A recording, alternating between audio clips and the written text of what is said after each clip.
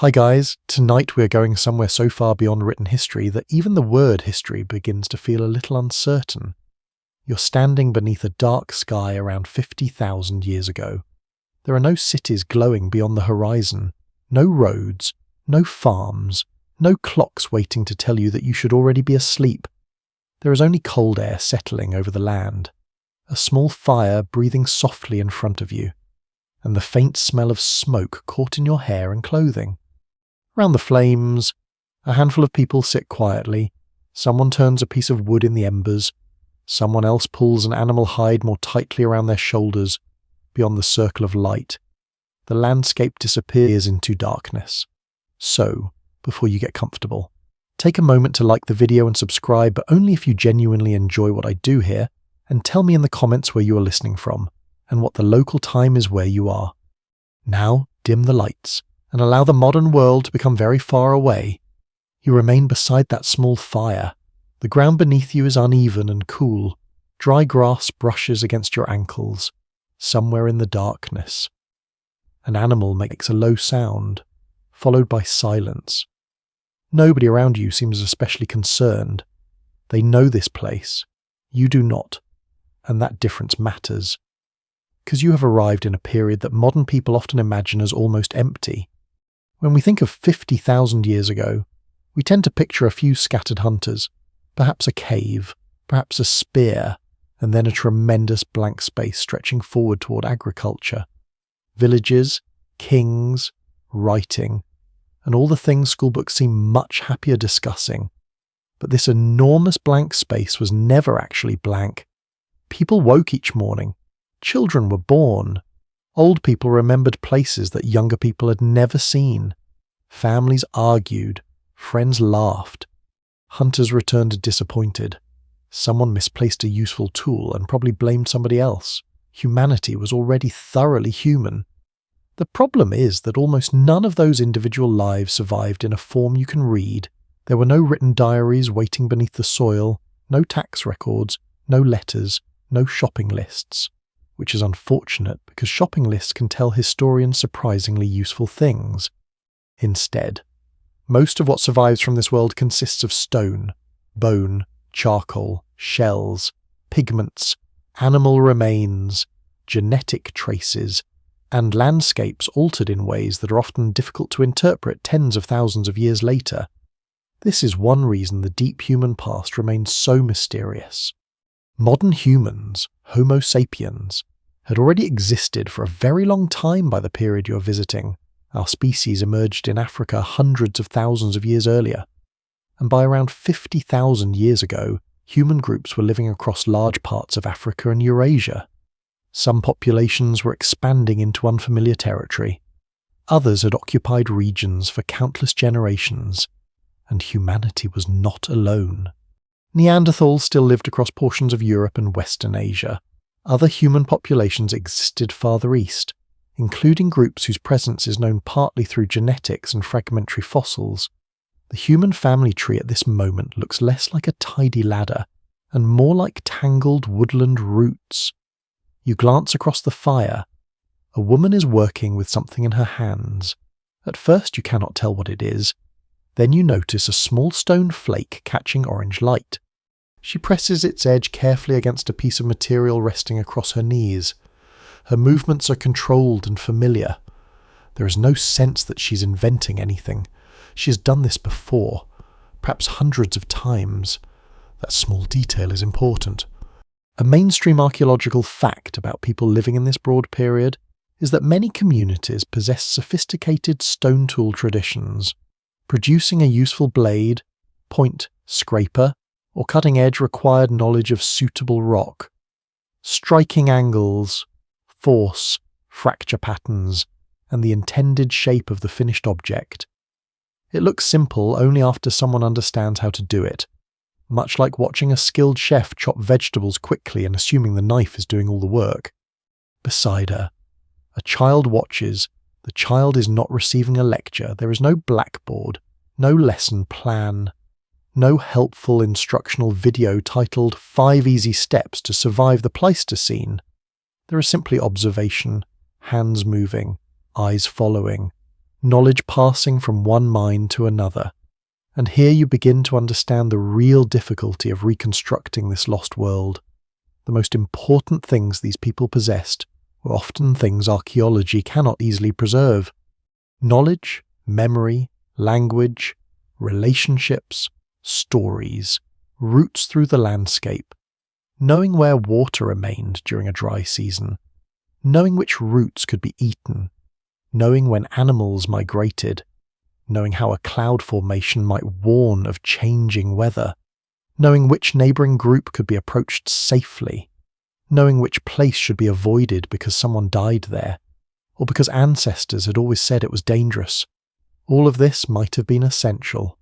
Almost none of it fossilizes. You shift closer to the fire, warmth touches one side of your face while your back remains cool. Smoke drifts low for a moment, forcing someone nearby to narrow their eyes. The group has probably chosen this campsite for reasons that would be obvious to them. Perhaps water lies nearby, perhaps the ground drains well when it rains, perhaps the wind is weaker here, perhaps animals pass through the valley at a particular season. To you, it is simply a patch of earth. To them, it may be part of a mental map extending across hundreds of kilometres. One lesser-known feature of prehistoric archaeology is just how far some materials travelled. Stone from distinctive geological sources, marine shells found inland, pigments, and other objects sometimes appear far from where they originated. That does not necessarily mean one person walked the entire distance carrying them. Objects could move gradually through exchange between neighbouring communities. A shell might travel inland from one group to another, then another, crossing a landscape almost like a message. What that exchange meant is harder to know. Was it trade gift given marriage between communities? A symbol of friendship and something spiritual? Researchers continue to disagree about how extensive some of these prehistoric social networks were and what particular exchanged objects represented. The evidence shows movement. Meaning is much harder to recover, and that will become a familiar pattern during your journey. You can often see what people did. Understanding why they did it is another matter. The fire settles lower. Someone adds a branch. Tiny sparks rise and vanish. You look around at these people again. There may be only 20 or 30 individuals nearby, perhaps fewer. Small groups like this could move across large territories, following seasonal food sources rather than remaining permanently in one village. Their belongings therefore needed to be portable. A tool that weighed little but served several purposes was valuable. A skill stored in memory weighed nothing at all. That may be one of the strangest contrasts between your world and theirs. You live surrounded by stored information, books, phones, cloud servers, maps, photographs, recorded voices, instructions for repairing nearly anything. People 50,000 years ago carried much of their information inside living human beings. If the person who knew a particular route died before teaching someone else, that knowledge might disappear. If a small group vanished, an entire tradition might vanish with it. A song could exist for 500 years and then be gone in a single generation. A story might be told beside fires across thousands of nights without leaving one trace archaeologists could identify.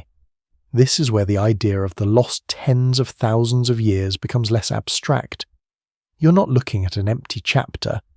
You're looking at a library written on material that could not survive. Voices, bodies, memory, wood, fibre, skin, footprints, smoke. And perhaps that is why this period feels strangely intimate. Civilizations leave monuments. Deep prehistory leaves fragments. A broken stone edge, a stain of charcoal, a pierced shell, a tooth, a few bones beneath layers of sediment. From these tiny remains, science tries to reconstruct entire worlds. Sometimes the reconstruction is strong, sometimes it is tentative. Sometimes two specialists can examine the same evidence and imagine very different human stories. The night grows cooler. Conversation around the fire becomes quieter. You cannot understand the language being spoken, but you recognize the rhythm. Someone says something brief. Another person responds. A few faces soften into smiles. For one moment, the distance of 50,000 years becomes surprisingly small. You do not know their names. You do not know what they believe happens after death. You do not know which stories they tell children when darkness gathers outside the firelight. But you recognize the feeling of people settling into evening, and as you sit among them, you begin to understand the first great lesson of this lost age. Human history did not begin when writing appeared.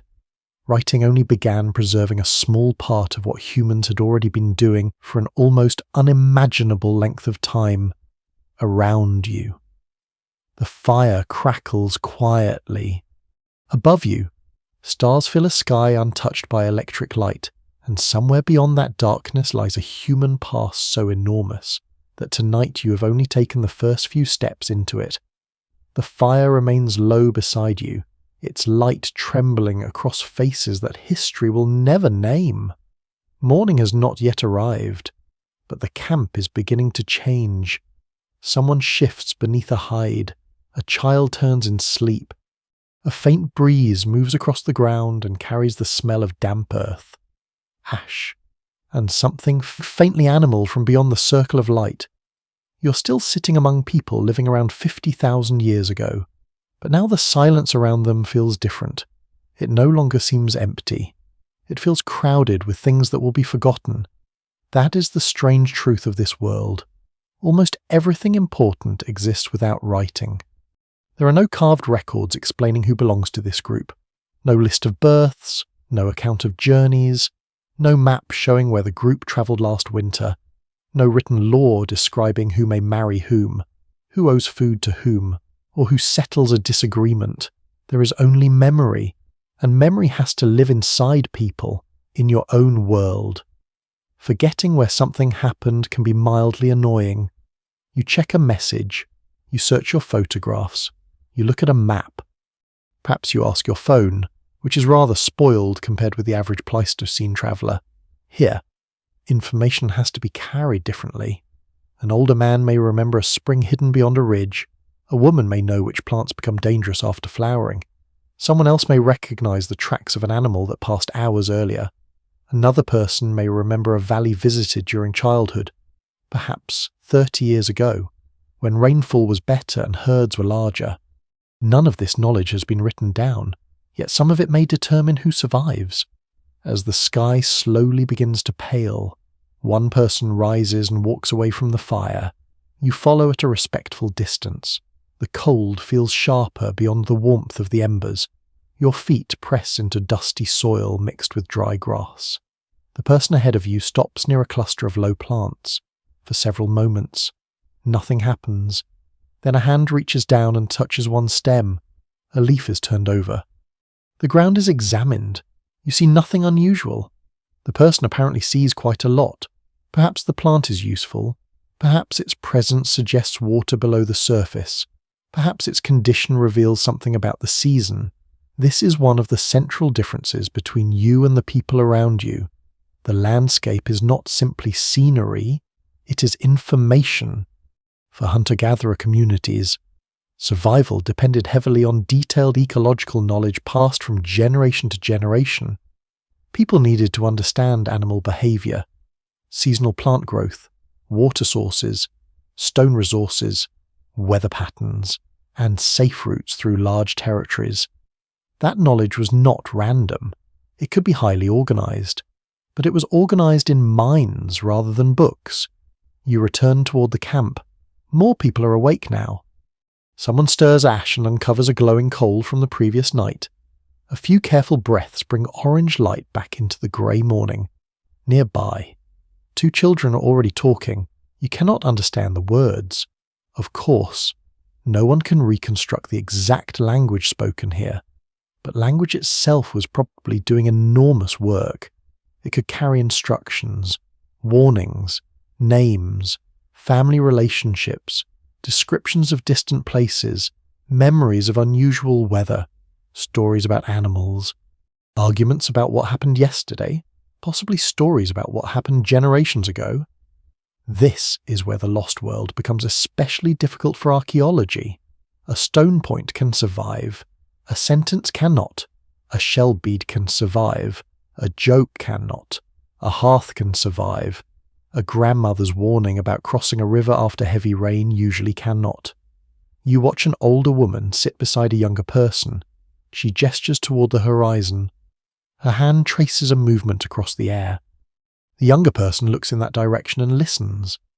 Perhaps she's explaining a route. Perhaps she is describing where animals were seen. Perhaps she is simply complaining about the weather. The honest answer is that you cannot know, and that uncertainty is important. Archaeologists can often identify repeated patterns in material remains, but translating those patterns into specific social meanings is much harder. Scholars remain divided on how much complex oral tradition can be inferred from prehistoric evidence, because spoken knowledge leaves almost no direct archaeological trace. Still, there are clues. People move successfully across difficult environments. They returned to useful places. They made complex tools. They maintained social connections across distance. They taught children enough for those children to become competent adults. All of that requires information to move from person to person. The question is not whether knowledge existed. The question is how richly it was organized. A little later, you walk with several members of the group away from camp. The sun is higher now, but the air remains cool. You pass scattered stones, patches of scrub, and a shallow depression where water may collect after rain. One person points toward a distant line of trees. No one debates the direction. The group changes course. You begin to realize that places may have names. A hill may not simply be a hill. It could be the hill where someone found honey, the ridge where a child was born, the spring near the red stone, the place where people once met another group, the valley where animals disappeared during a bad season. Names make landscapes easier to remember. Stories make them harder to forget. This may have been one function of oral tradition. A story can carry practical information while pretending to be merely a story. A tale about an ancestor crossing a flooded river might preserve a warning about dangerous water. A story about a powerful animal near a particular cliff might discourage children from wandering somewhere hazardous. A song could help people remember the sequence of places along a long route. You cannot prove that this exact group uses stories in those ways, but human societies without writing have repeatedly demonstrated how much information oral traditions can preserve. And in deep prehistory, there was no alternative archive. You stop near a rocky outcrop.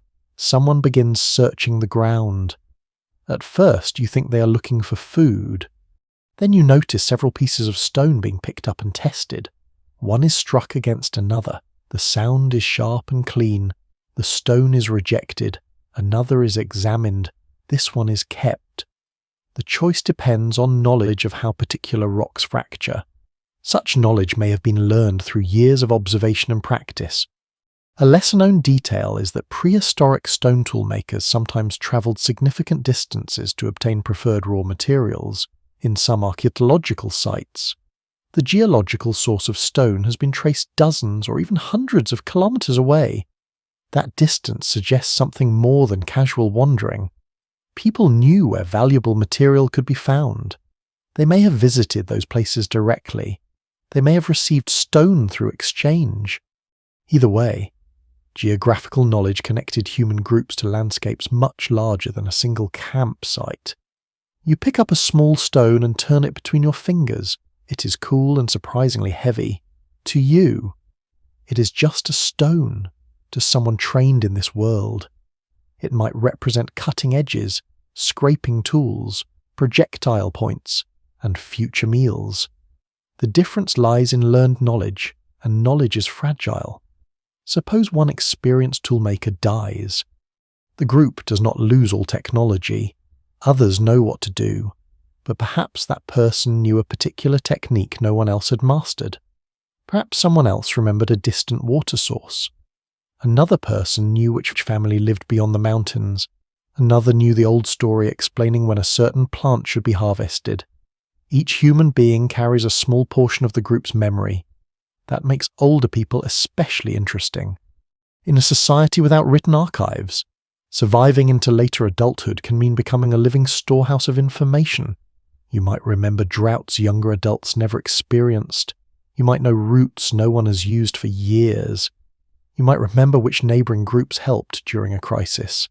Age could bring limitations, certainly, but it could also bring something valuable. Memory measured in decades. The group begins moving again. Footsteps whisper through dry grass.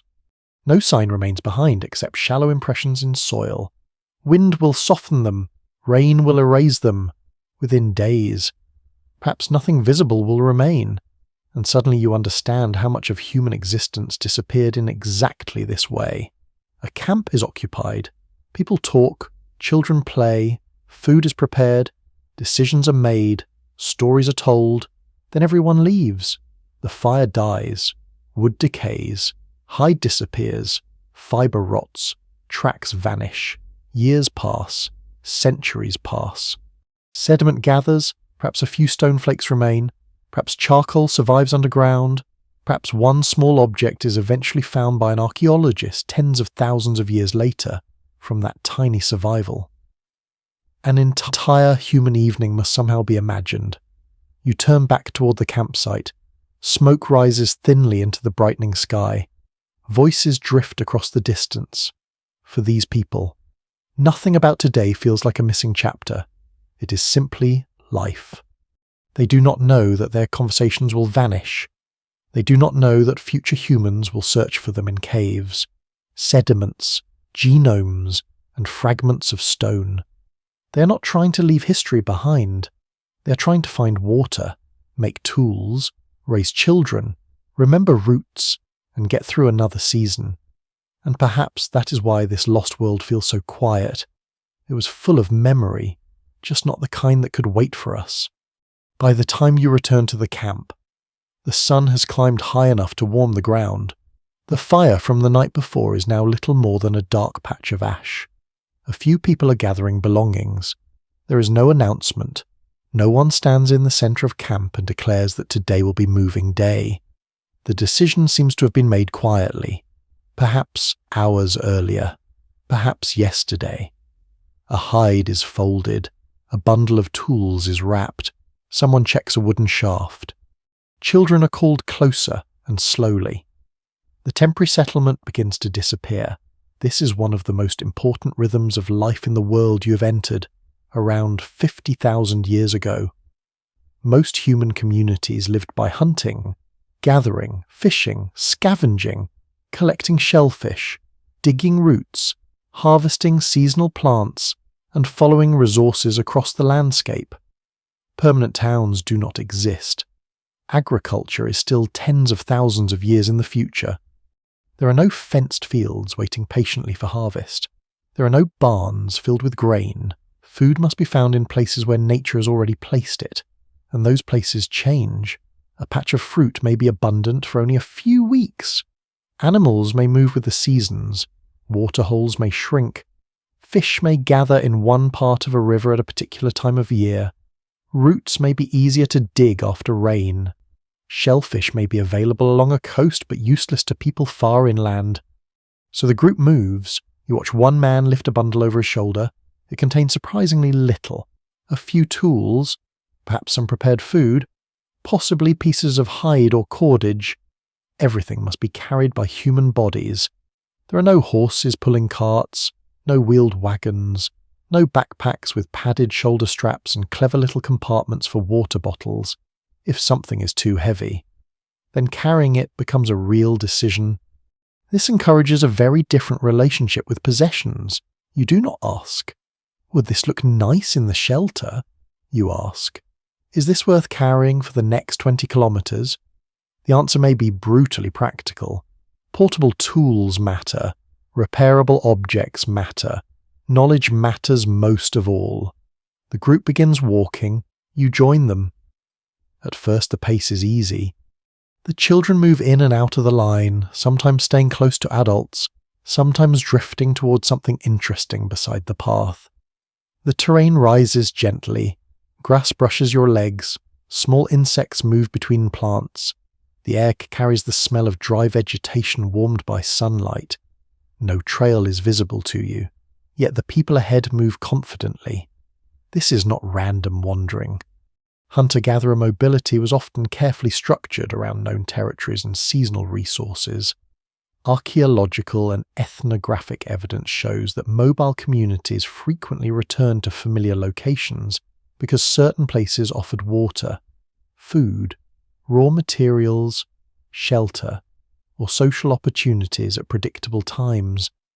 A camp could be temporary without being unfamiliar. That distinction matters. Modern people sometimes hear the word nomadic and imagine endless movement without a plan, but a mobile way of life can involve repeated circuits through landscapes known in extraordinary detail. You may leave a river valley in spring and return months later. You may visit one rock shelter during cold weather and another during warmer seasons. You may meet neighbouring groups at places where food becomes unusually abundant. The landscape becomes a calendar. A flowering plant tells you one thing, the arrival of birds tells you another, the behaviour of herd animals tells you something else. You walk for perhaps an hour. The group slows near a shallow stream. The water is clear but narrow. One person kneels and touches it. Another looks upstream. There is discussion. You cannot understand the words, but you notice how attention shifts from water to sky to surrounding vegetation. Water is never merely water. It has to be safe enough, reliable enough, accessible enough, and ideally close to other resources. The group drinks. Containers are difficult to identify in such remote periods, because many would have been made from perishable materials. People could potentially carry water in animal skins, stomachs, wooden vessels, woven materials treated with resin, or other organic containers, depending on region and technology. Very little of this survives archaeologically. That absence can distort how you imagine prehistoric life.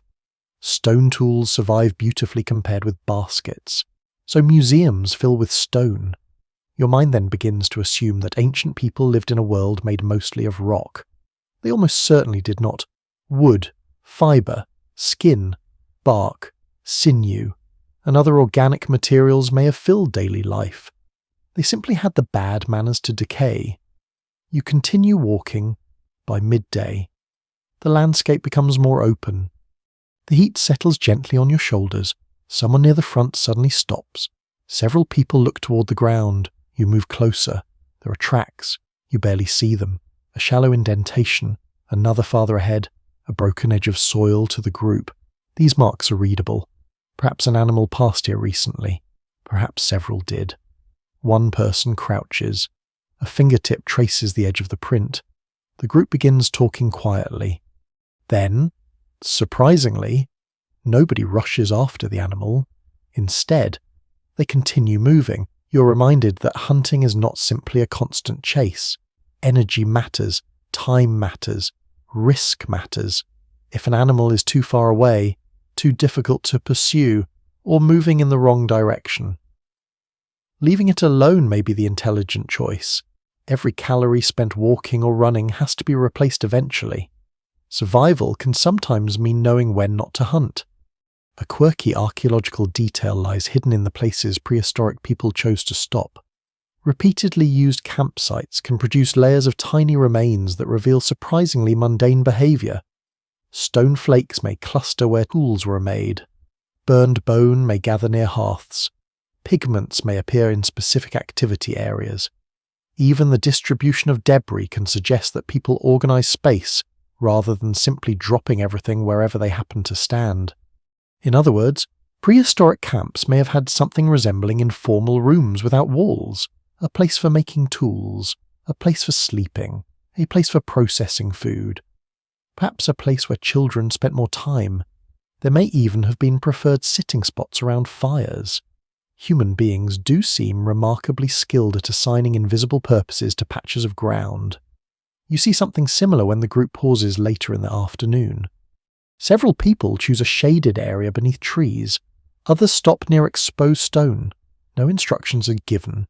Yet activities separate naturally. Someone works on a wooden shaft. Another person scrapes material from a hide. A child plays with small objects near an adult. A woman sorts plant foods into a loose pile. You sit on the ground. The soil still holds warmth. A faint breeze moves through the leaves. For a moment. This does not feel like a migration. It feels like an ordinary afternoon. And perhaps that is the best way to understand mobile life. Movement itself was ordinary. Packing did not necessarily mean crisis. Leaving did not necessarily mean permanent farewell. This group might return to the same place again and again. But how predictable were these movements? That question becomes more complicated. Some archaeologists emphasize planned seasonal mobility, while others point out that changing climates, animal behavior, competition, illness, or unexpected shortages could make prehistoric movement much less orderly. Different groups probably followed different strategies. Some may have travelled frequently, others may have stayed for long periods in particularly rich environments, coastal areas, major rivers, wetlands, and regions with abundant year-round food could support longer stays. There was no single hunter-gatherer lifestyle stretching across the entire human world. That phrase alone hides enormous variation. You keep walking. The afternoon light begins to soften.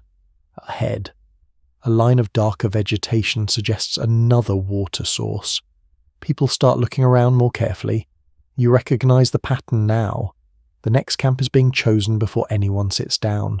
Water, shelter, fuel, visibility, food nearby, perhaps protection from wind, perhaps distance from insects, perhaps a safe place for children. You would probably choose a campsite by opening an app and checking reviews. 5 stars, excellent sunset, slight hyena problem. Here, every review exists inside someone's memory. The group turns toward a low rise. At its base, the ground is relatively flat. A few trees provide shade. Dry branches lie nearby. Someone walks toward the water. Another person examines the ground. Then bundles begin to drop. Without ceremony, walking ends. A new camp begins. Children scatter immediately. An adult gathers fuel. Someone clears a small patch of earth. Another person kneels and starts working with stone. The transformation happens quickly. A place that looked empty minutes ago now has structure. Movement has become settlement. Settlement will eventually become movement again. You sit near the edge of the new camp and look back across the land you crossed. The distance does not seem enormous. But this is how human worlds are built. Not with borders drawn on maps. With remembered springs, known trees, animal paths, rock sources, safe crossings, meeting places, old camps, stories tied to hills. The group around you carries its geography inside living memory. Tomorrow they may move again, or perhaps they will stay for several days. You do not know. Neither does archaeology. Most of the time, what survives is a pattern of fragments scattered across landscapes. A hearth here, stone flakes there, bones somewhere else. From those traces, scientists attempt to reconstruct journeys made by people who never imagined that anyone would need to reconstruct them. As evening approaches, the first small flame appears in the new fire. Smoke rises. Someone laughs quietly. The landscape that looked empty when you arrived no longer seems empty at all. It feels inhabited by paths you cannot see. And tomorrow, you will begin learning how to read them.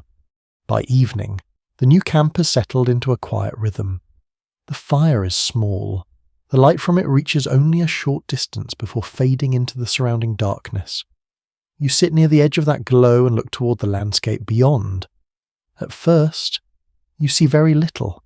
A few dark shapes, a low ridge, the outline of trees, perhaps a stretch of open ground beyond them. To you, it seems vague and mostly unreadable. To the people around you, it may be full of meaning. That difference becomes clearer the next morning. You wake to the sound of movement. Someone is already walking beyond the camp. Another person is crouched near the ground. The air is cool enough that your breath almost seems visible for a moment before the sun begins warming the land. You follow 2 adults away from the fire. They are not carrying much.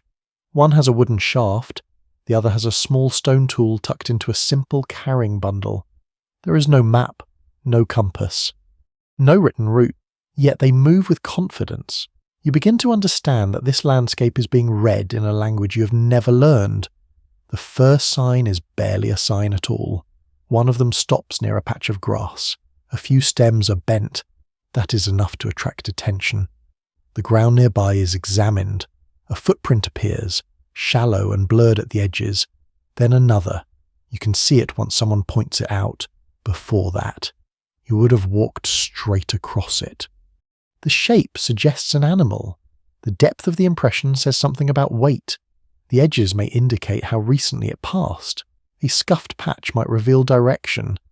Nearby droppings can add another clue. A broken twig may tell yet another part of the story. Tracking is not magic. It is accumulated observation. People living by hunting and gathering often needed extremely detailed knowledge of animal movement, feeding habits, water use, seasonal behavior, and terrain. You cannot simply know that deer exist. You need to know where they are likely to be at a particular hour.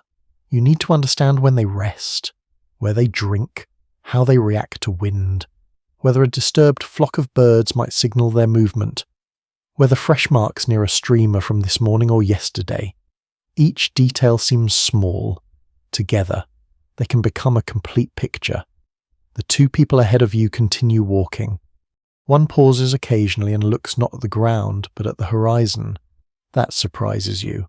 You expected tracking to mean staring downward. Instead, it seems to involve everything.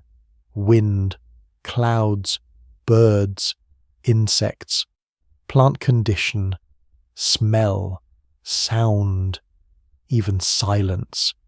A distant call from one species may mean something has disturbed it. A sudden absence of normal noise may mean something else. You notice how often the group listens. There is no constant background hum from engines or electricity, no road noise, no phone vibrating in a pocket. A faraway sound can travel clearly. The snap of a branch matters. So does the bark of an animal. So does the direction from which birds take flight. You stop beside a shallow patch of mud. There are several impressions. The person nearest you crouches. A finger moves around one print without touching it. Then attention shifts toward a cluster of plants. One stem has been bitten off. You realize the landscape can preserve tiny events for a short time. An animal stepped here. Another fed there. Rain fell 2 nights ago. Wind came from the west. A group passed through several hours earlier. None of these things are written down, but all of them leave temporary evidence. The challenge is noticing before the evidence disappears, and it disappears quickly. Sun hardens mud, wind smooths dust, rain destroys tracks. Leaves return to position, scents fade. The world is constantly erasing its own notes. This makes knowledge of place especially valuable. If you have travelled the same valley since childhood, you know what is normal. You know which stream should still be flowing in the dry season. You know where animals usually cross. You know which trees flower first. You know which slope catches morning sun. That familiarity creates a kind of living baseline. Modern people often depend on instruments for this sort of information. Weather forecasts tell you rain is coming. Navigation software tells you where to turn. Maps show rivers. Search results tell you which mushroom is dangerous. Here, the human mind has to carry much more of that burden, and mistakes can be expensive. The group changes direction. You cross an open patch of ground where the wind is stronger. One person kneels and lifts a pinch of dry soil. It falls slowly from the fingers. You immediately understand why. Wind direction matters if animals can smell you. It matters for fire. It matters for smoke. It matters for weather. Perhaps this person has done the same simple test thousands of times. No instrument is required. Only attention. Farther ahead. You enter a low area where vegetation grows thicker. The smell changes. The air is slightly cooler. Small insects gather near damp ground. There is water nearby. You hear it before you see it. A narrow channel moves between stones. One of the adults inspects the bank, Tracks overlap here. Different animals have used the same access point. This is useful information, but also potentially dangerous information. Water attracts almost everything. Prey, predators, people. A place rich in resources is also a place where encounters become more likely. The group does not linger. You move upstream. A little later, someone finds a feather. It is lifted, examined, then placed back. That tiny action makes you think about how much information prehistoric people could obtain from things you would dismiss. Feathers can identify birds. Birds can reveal season. Insects can indicate water. Certain plants can reveal soil conditions. Cloud types can suggest weather changes. The exact range of environmental knowledge possessed by any one community is impossible to recover, but comparisons with historically documented hunter-gatherer societies show just how precise ecological classification can become. People may distinguish animals by age, sex, behavior, track shape, call, habitat, and season. Plants may be recognized at several stages of growth. Landscape features may have names that encode practical or social meaning. In other words, a seemingly empty valley can be mentally crowded with categories. You begin climbing a gentle slope. The higher ground offers a wider view. From here, you can see patches of woodland separated by open grass. A distant line of haze suggests water or lower country. The people with you study the view for a long time. One points toward a dark patch near the horizon. Another responds with a short phrase. Perhaps they are discussing animals. Perhaps smoke. Perhaps another camp. There is no way to know, but distance itself is not meaningless. Humans living in mobile communities often maintain knowledge of places far beyond their immediate campsite. Certain stone materials recovered from prehistoric sites originated far from where archaeologists found them. Sometimes the distance is astonishing. This does not prove that one traveller personally carried every object across the entire route. Materials could pass between groups in stages. Still, it shows that landscapes were connected. A piece of stone could move farther than many individuals ever travelled. Ideas may have moved with it. You reach the top of the rise. The wind is stronger here. Dry grass bends in broad waves. For a moment, no one speaks. You look down over the country behind you. The camp is almost invisible. That thought is unsettling. If you were alone, you might struggle to find your way back. There are no marked paths, no signs, no bright tents, no coordinates glowing on a screen. Yet the people beside you do not seem worried. They notice landmarks you barely register. A split ridge, a particular tree line, the shape of distant hills, the angle of a stream, the position of the sun, perhaps even the direction of prevailing wind. Navigation is built from patterns. One curious possibility raised by researchers is that stories, songs, and remembered sequences of landmarks may have helped encode routes through large territories. This cannot usually be demonstrated directly for people living 50,000 years ago. The spoken material is gone. But human memory is much stronger when information is attached to rhythm, narrative, repetition, and place. A route described as a sequence of meaningful locations may be easier to remember than a route described as abstract distance. You descend from the ridge. The sun is now high. Heat begins to gather on exposed ground. A lizard disappears beneath a rock. Birds call from the trees ahead. The two people you are following slow again. This time they look upward. Several birds have suddenly left one part of the woodland. The movement is brief. You might not have noticed. They do. The direction changes once more. You realize now that the day's route is not fixed. It is constantly being adjusted. Information arrives. People respond. A track, a smell, a bird call, a cloud, a broken branch, a fresh patch of mud. This is intelligence operating in real time, not the kind measured by written tests, the kind required to stay alive in a changing environment. Later, you return toward camp. The path feels different because you're beginning to notice more. You see disturbed soil, you recognize the stream before reaching it. You remember the slope where the wind grew stronger.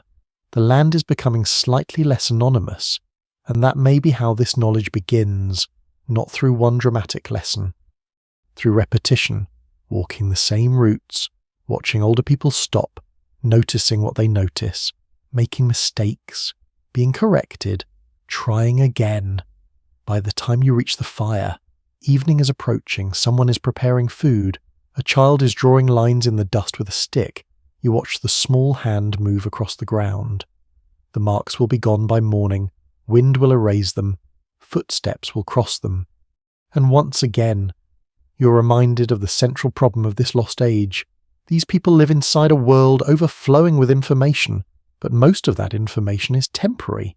A track lasts hours, a spoken instruction lasts seconds, a route survives only while someone remembers it.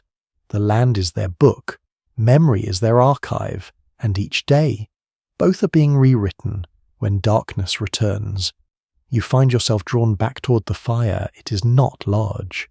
There is no towering blaze, no dramatic wall of sparks, just a controlled bed of glowing wood surrounded by people who understand exactly how valuable it is. The air has cooled quickly since sunset. You can feel the temperature settling into your hands and face. A faint wind moves across the camp, bringing with it the smell of dry grass, earth, and smoke, closer to the hearth. The warmth reaches your knees, farther away. The night feels much larger. You begin to understand why fire occupies such an important place in this world. For people living around 50,000 years ago, fire was not simply something that made darkness less unpleasant. It changed what humans could eat. It changed where they could live. It changed how they spent the evening. It provided warmth, light, and some protection from animals. It allowed certain foods to become softer and easier to digest. It made cold environments more manageable. And perhaps most importantly, it created a place around which human beings could gather after daylight had disappeared. You sit closer. The wood cracks softly. One person uses a stick to move a glowing piece inward. Another adds several dry fragments. Flames rise briefly, then settle. Nobody wastes fuel. That matters. Firewood must be collected, branches have to be found, broken, carried, and kept dry enough to burn. In an environment where suitable wood is scarce, maintaining a fire becomes an exercise in planning. You cannot simply turn a dial when the night becomes colder. Modern heating has made warmth wonderfully boring. Here, warmth requires attention. Someone has to watch the fire. Someone has to notice when it weakens. Someone has to know which wood burns slowly and which catches quickly. And perhaps someone has to wake during the night to keep the embers alive. Across many prehistoric sites, archaeologists have found repeated traces of controlled fire, including hearths, burned bone, charcoal, heated stone, and layers of ash by 50,000 years ago. The habitual use of fire was already deeply established among several human populations. Homo sapiens were not discovering flame for the first time. Neither were Neanderthals. Fire had been part of human life for a very long time. That makes this little hearth in front of you less like an invention and more like infrastructure. Simple infrastructure, perhaps, but infrastructure all the same. The group seems arranged around it in a loose circle. A child is asleep against an adult. Someone works with a tool in the flickering light. Another person is pulling apart fibers. One of the older adults is speaking. You cannot understand a single word. Still, everyone is listening. The speaker pauses. Someone responds. A few people make quiet sounds that might be laughter. This is where the fire becomes more than heat. Daylight is useful for movement, for gathering, for tracking, for hunting, for repairing shelters, for finding water. Night reduces many of those possibilities, but darkness also creates time. People who have spent the day scattered across a landscape can now sit close together. They can talk, teach, repair tools, share food, settle disagreements, tell stories, plan the next movement, perhaps tease the unfortunate person who slipped into the stream earlier. Human dignity, after all. has probably always had limits around close friends. You notice a piece of food near the edge of the hearth. It has been placed close enough to heat slowly. Cooking has consequences that are easy to underestimate. Heat can make meat easier to chew. It can soften plant foods. It can reduce some pathogens and toxins. It may also increase the amount of energy humans can obtain from certain foods, long before the period you are visiting. Cooking had already become part of human adaptation. Exactly when habitual cooking first became central to human evolution remains difficult to pin down, partly because evidence of ancient fire is surprisingly ambiguous. A patch of burned sediment does not automatically prove that humans built a controlled hearth. Natural fires happen. Ash disappears. Wind scatters charcoal. Sediment is disturbed. Some specialists place regular human fire use extremely deep in prehistory, while others prefer more cautious timelines based on sites where repeated control is easier to demonstrate. By your moment, however. The argument is no longer about whether people could use fire. The interesting questions concern how regularly, for what purposes, and in what social settings different groups maintained it. You watch one person lift a heated stone with the help of a piece of wood. The stone is repositioned. Why heat stones? There are many possibilities.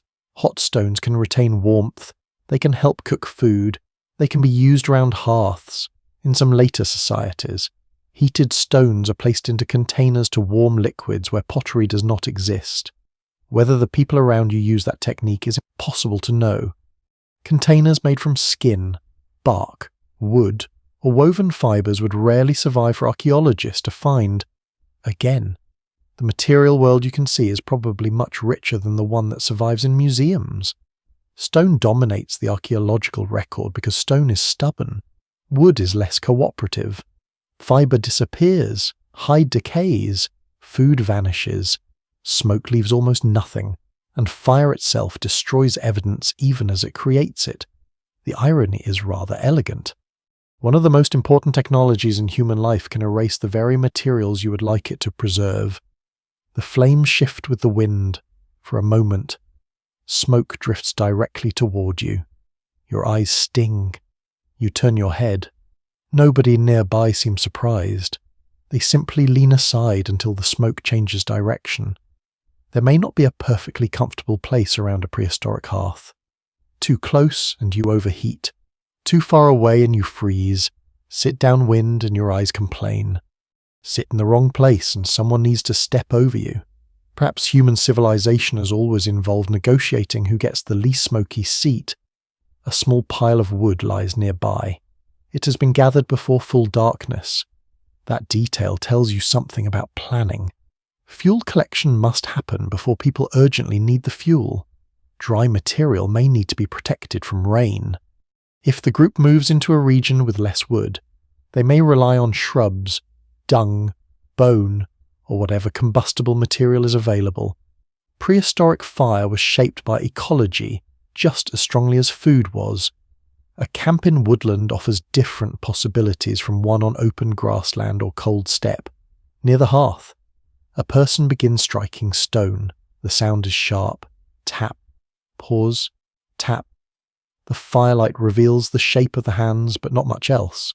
Each strike removes a flake. The process is deliberate. Working beside fire extends useful activity beyond daylight. That may sound minor until you imagine life without artificial light. Sunset could otherwise impose a hard boundary on detailed work. A flame changes that. Not perfectly, not brightly, but enough. There is another curious effect. Firelight changes how people see one another. Faces appear and disappear. Shadows move. The landscape beyond the glow becomes invisible. The group becomes visually isolated from the larger world, inside the light. There are people outside it. Darkness. It is not difficult to imagine how stories, ritual, memory, and imagination might become especially powerful in such a setting.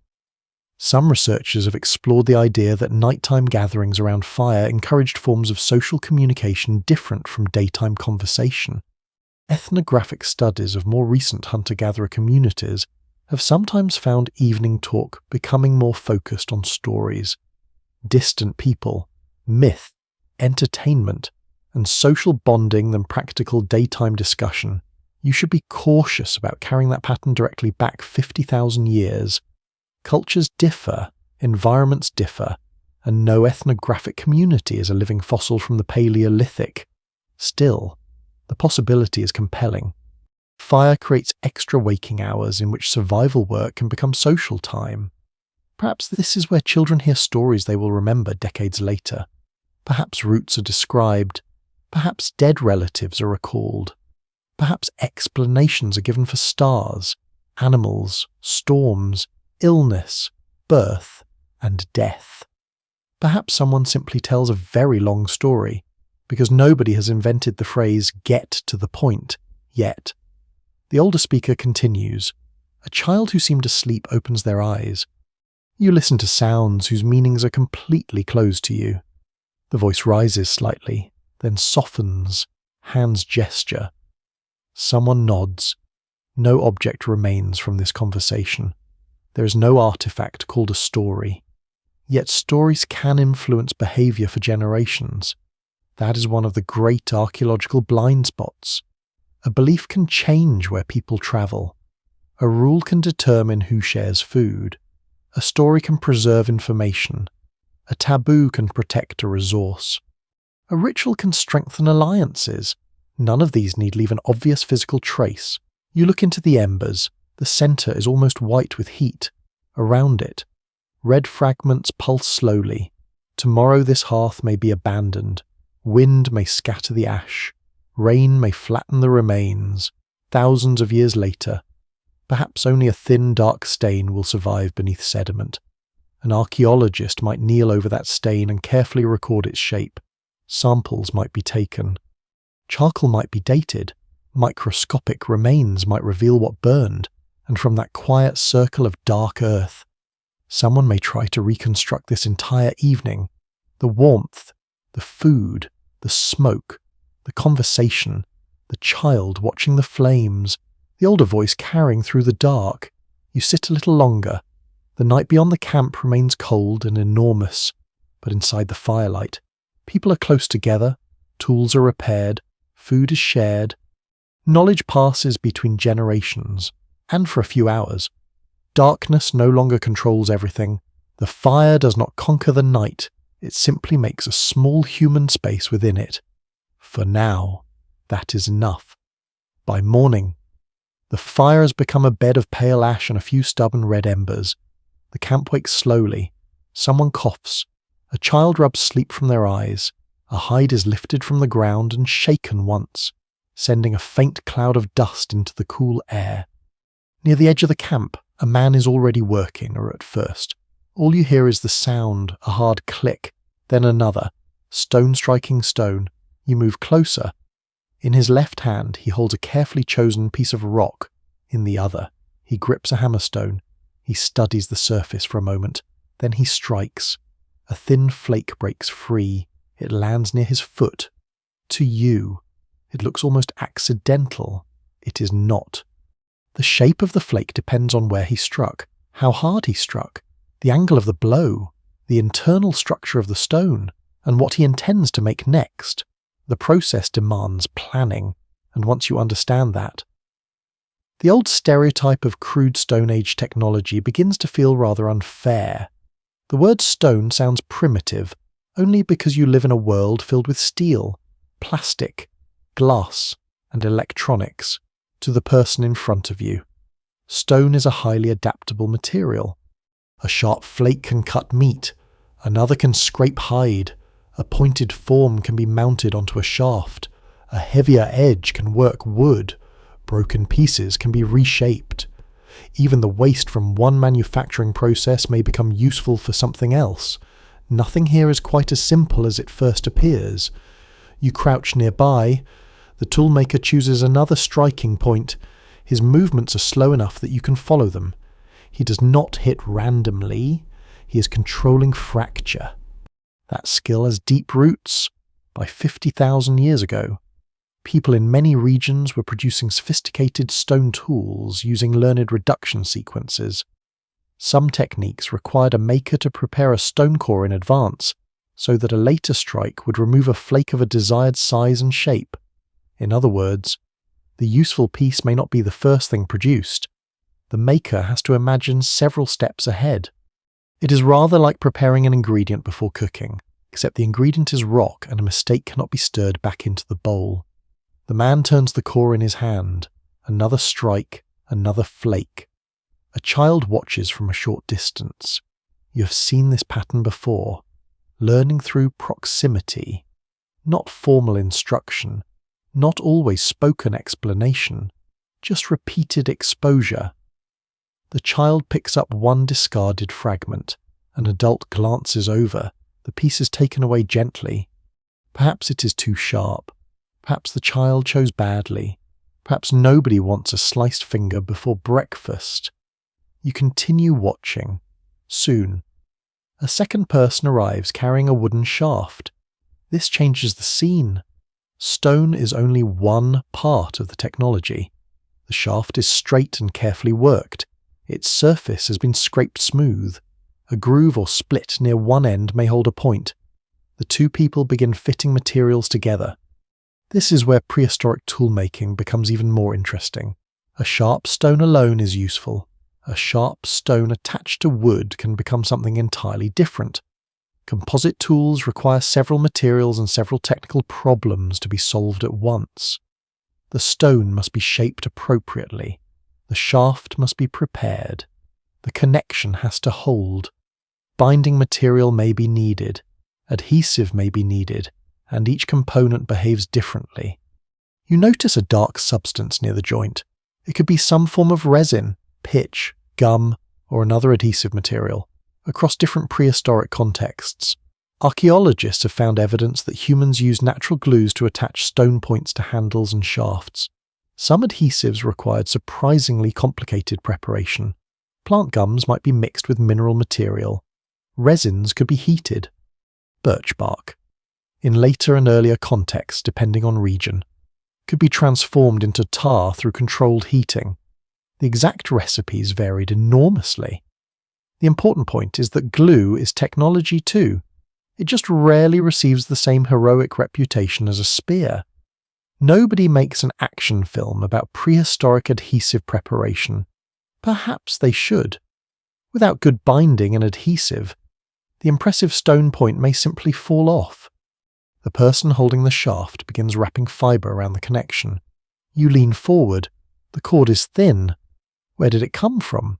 Perhaps plant fibres, perhaps sinew, perhaps strips of hide. This is another part of prehistoric life that archaeology struggles to preserve.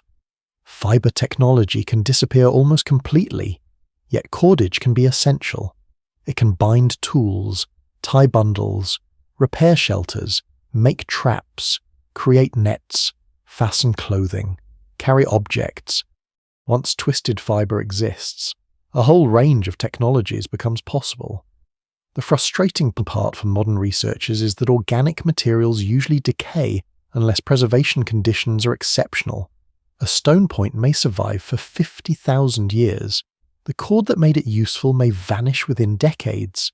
So you inherit the durable skeleton of a technology and must imagine the missing soft parts around it. You look across the camp. Now you begin seeing tools everywhere. Not just stone. A woman is using something flat against a hide. Another person is shaping wood. There are pointed shafts, scrapers, cutting flakes, possibly awls. Simple digging tools may be nearby. Containers could be made from materials that leave almost no trace. Baskets may exist. Wooden bowls may exist. Skin bags may exist, if you arrived here expecting a handful of naked people holding rocks. The morning is becoming increasingly inconvenient for that idea. Technology does not require metal. It requires knowledge. A little later, you follow a person gathering material near shrubs beyond the camp. They select specific branches. Not every branch is useful. Some are too brittle, some bend too easily, some are crooked. A good shaft needs appropriate wood. That means knowing plant species and their mechanical properties. A piece may need to be cut, seasoned, scraped, straightened over heat, repaired, perhaps reused. You realise that making a weapon or tool could begin long before the final assembly. The correct tree has to be found first. That leads to a broader point. Technology here is inseparable from ecology. Knowing how to make a tool is only half the knowledge. You also need to know where its materials live, where good stone occurs, where suitable wood grows, when animal sinew is available, which plant fibres are strong, which resin becomes sticky when warmed.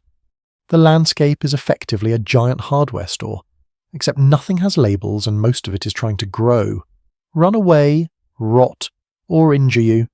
You return to the working area. A finished point lies on a hide. Its edges are remarkably regular. Tiny removals along the sides have refined its shape.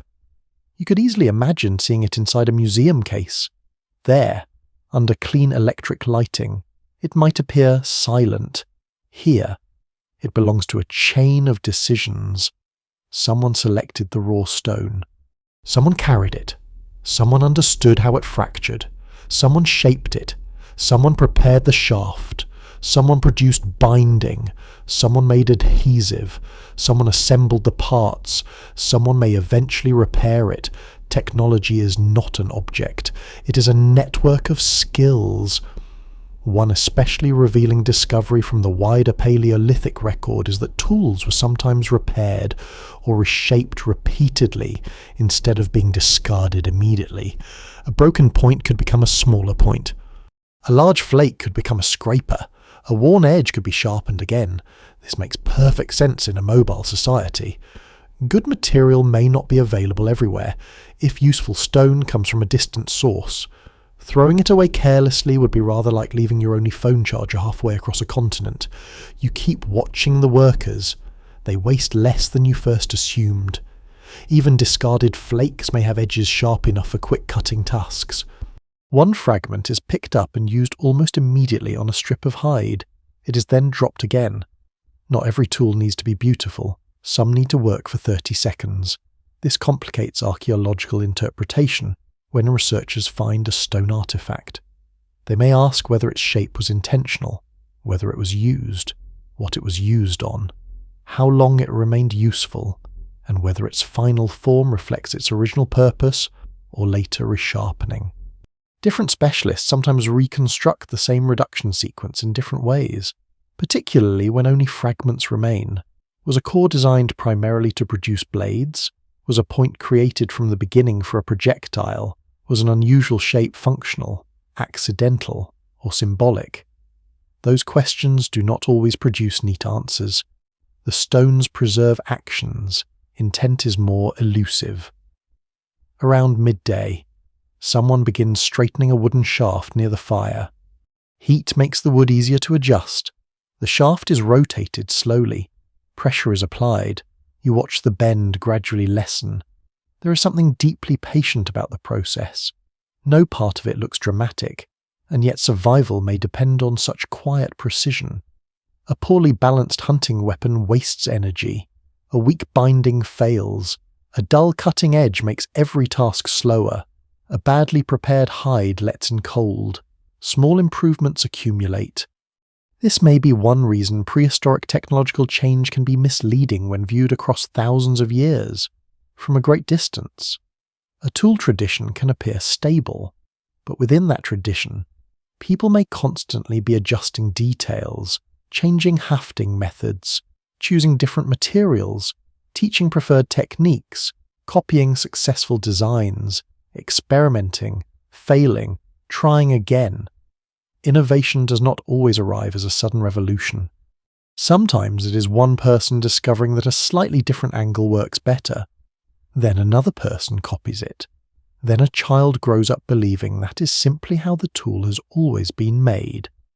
By late afternoon, the camp is quieter. Several finished objects lie ready. One point has been attached to a shaft. A scraper has been resharpened. Cord has been wrapped around a bundle. Wood shavings and stone flakes remain scattered on the ground. You pick up one small flake. Its edge catches the light. It is thin enough to feel almost delicate. You imagine it buried beneath the soil. Thousands of years pass. The wood disappears. The cord disappears. The adhesive deteriorates. The hide decays.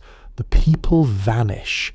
Then one day, someone finds this piece of stone. Perhaps that is all.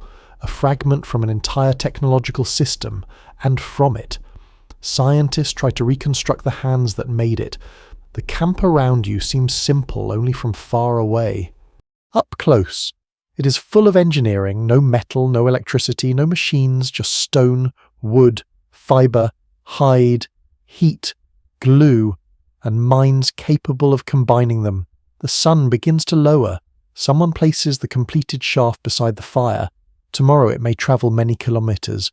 Perhaps it will be used for hunting, perhaps repaired, perhaps lost, perhaps broken and reshaped.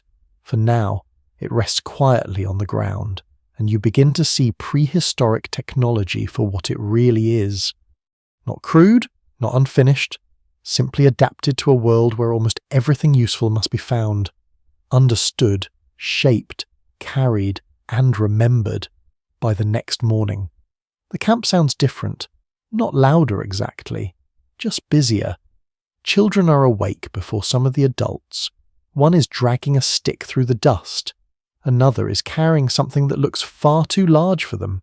A third is following an older person so closely that the adult nearly steps backward onto small bare feet.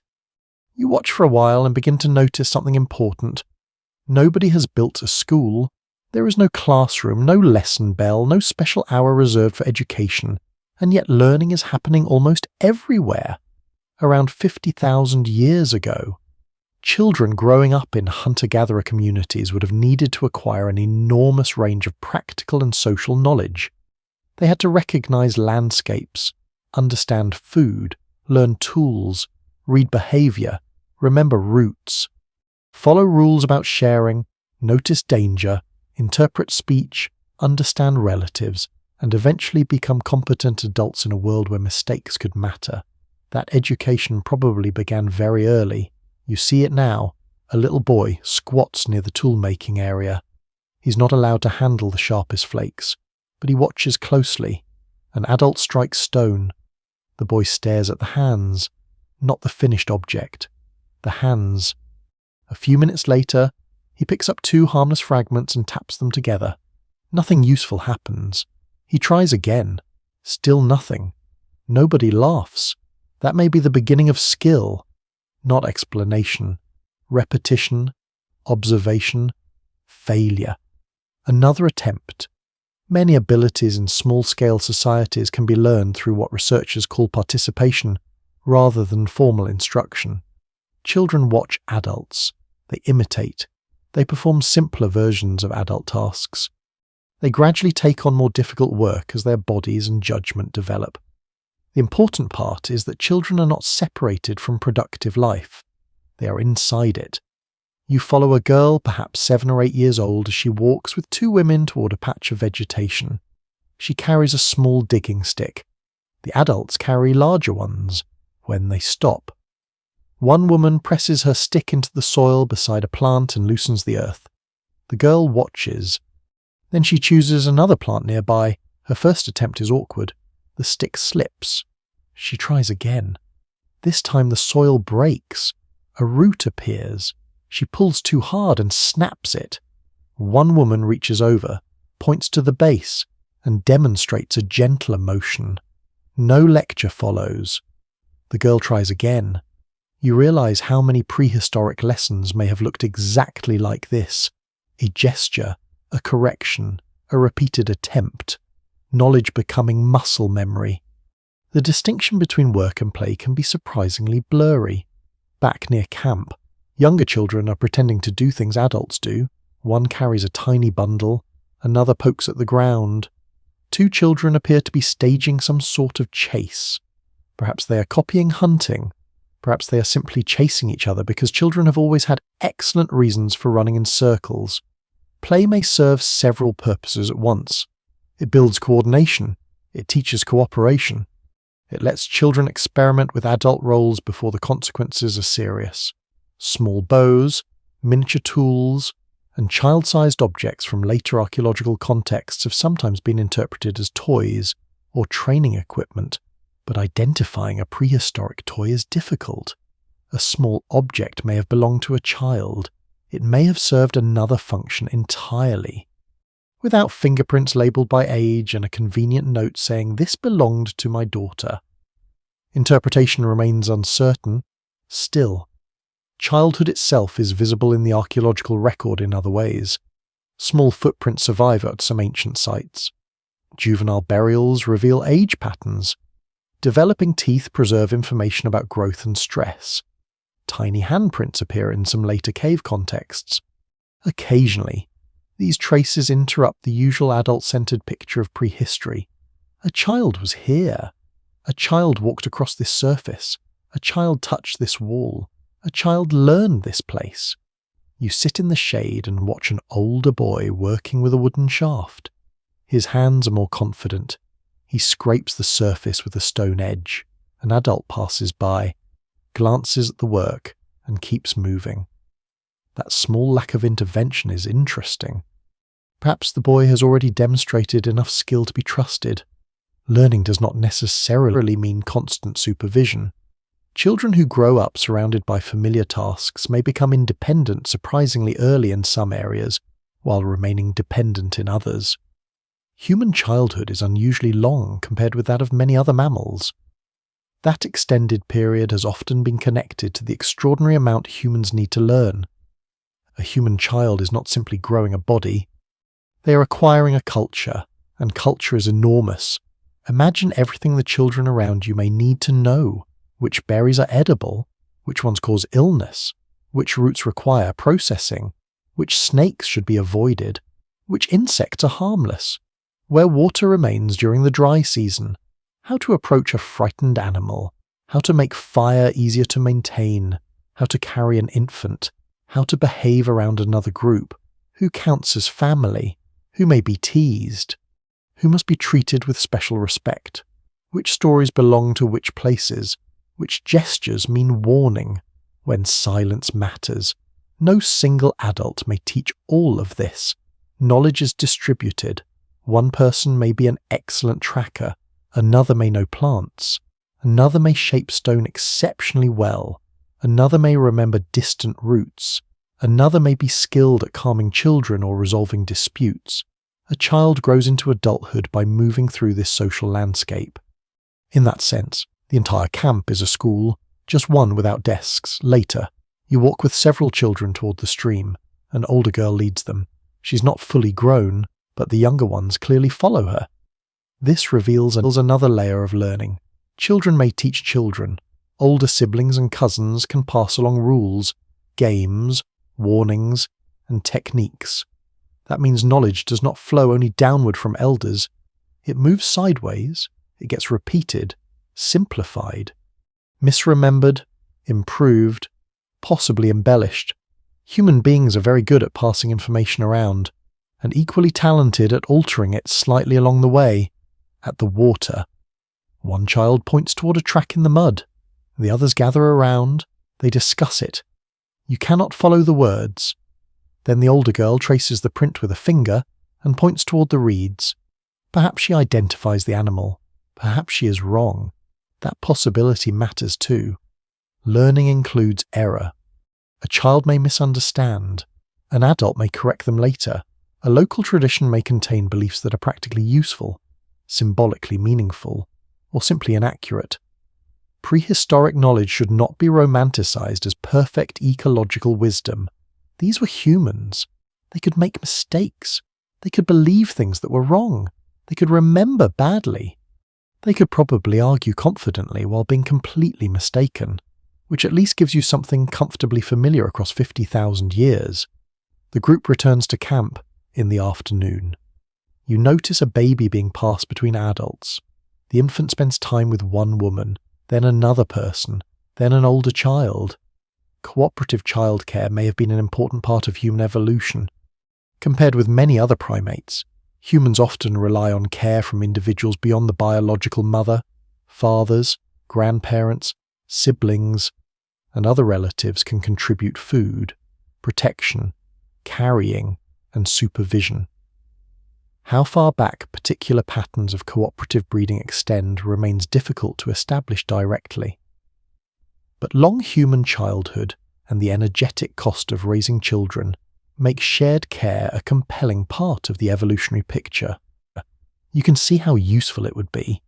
One adult gathers food while another watches several children. An older sibling carries a toddler. A skilled forager shares with someone nursing an infant. Child survival becomes a group concern rather than the burden of one person. Near sunset. A small argument breaks out among 3 children. One has taken an object. Another wants it back. Voices rise slightly. An adult looks over but does not immediately intervene. The children continue. There is pointing, a brief tug. Then the object changes hands. The disagreement dissolves. Social learning happens here too. You have to learn how much anger is acceptable, how sharing works, when to resist, when to give in, who supports whom, what counts as fair. These rules can be just as important as knowing how to sharpen stone. A person who cannot cooperate may struggle in a small group where food, childcare, and protection depend on relationships. By the time evening arrives, the children seem tired. One sits beside the fire with a piece of wood across their knees. Another leans against an older relative. The day's lessons are not written anywhere. No record lists what was learned. But something has changed. A plant has become recognizable.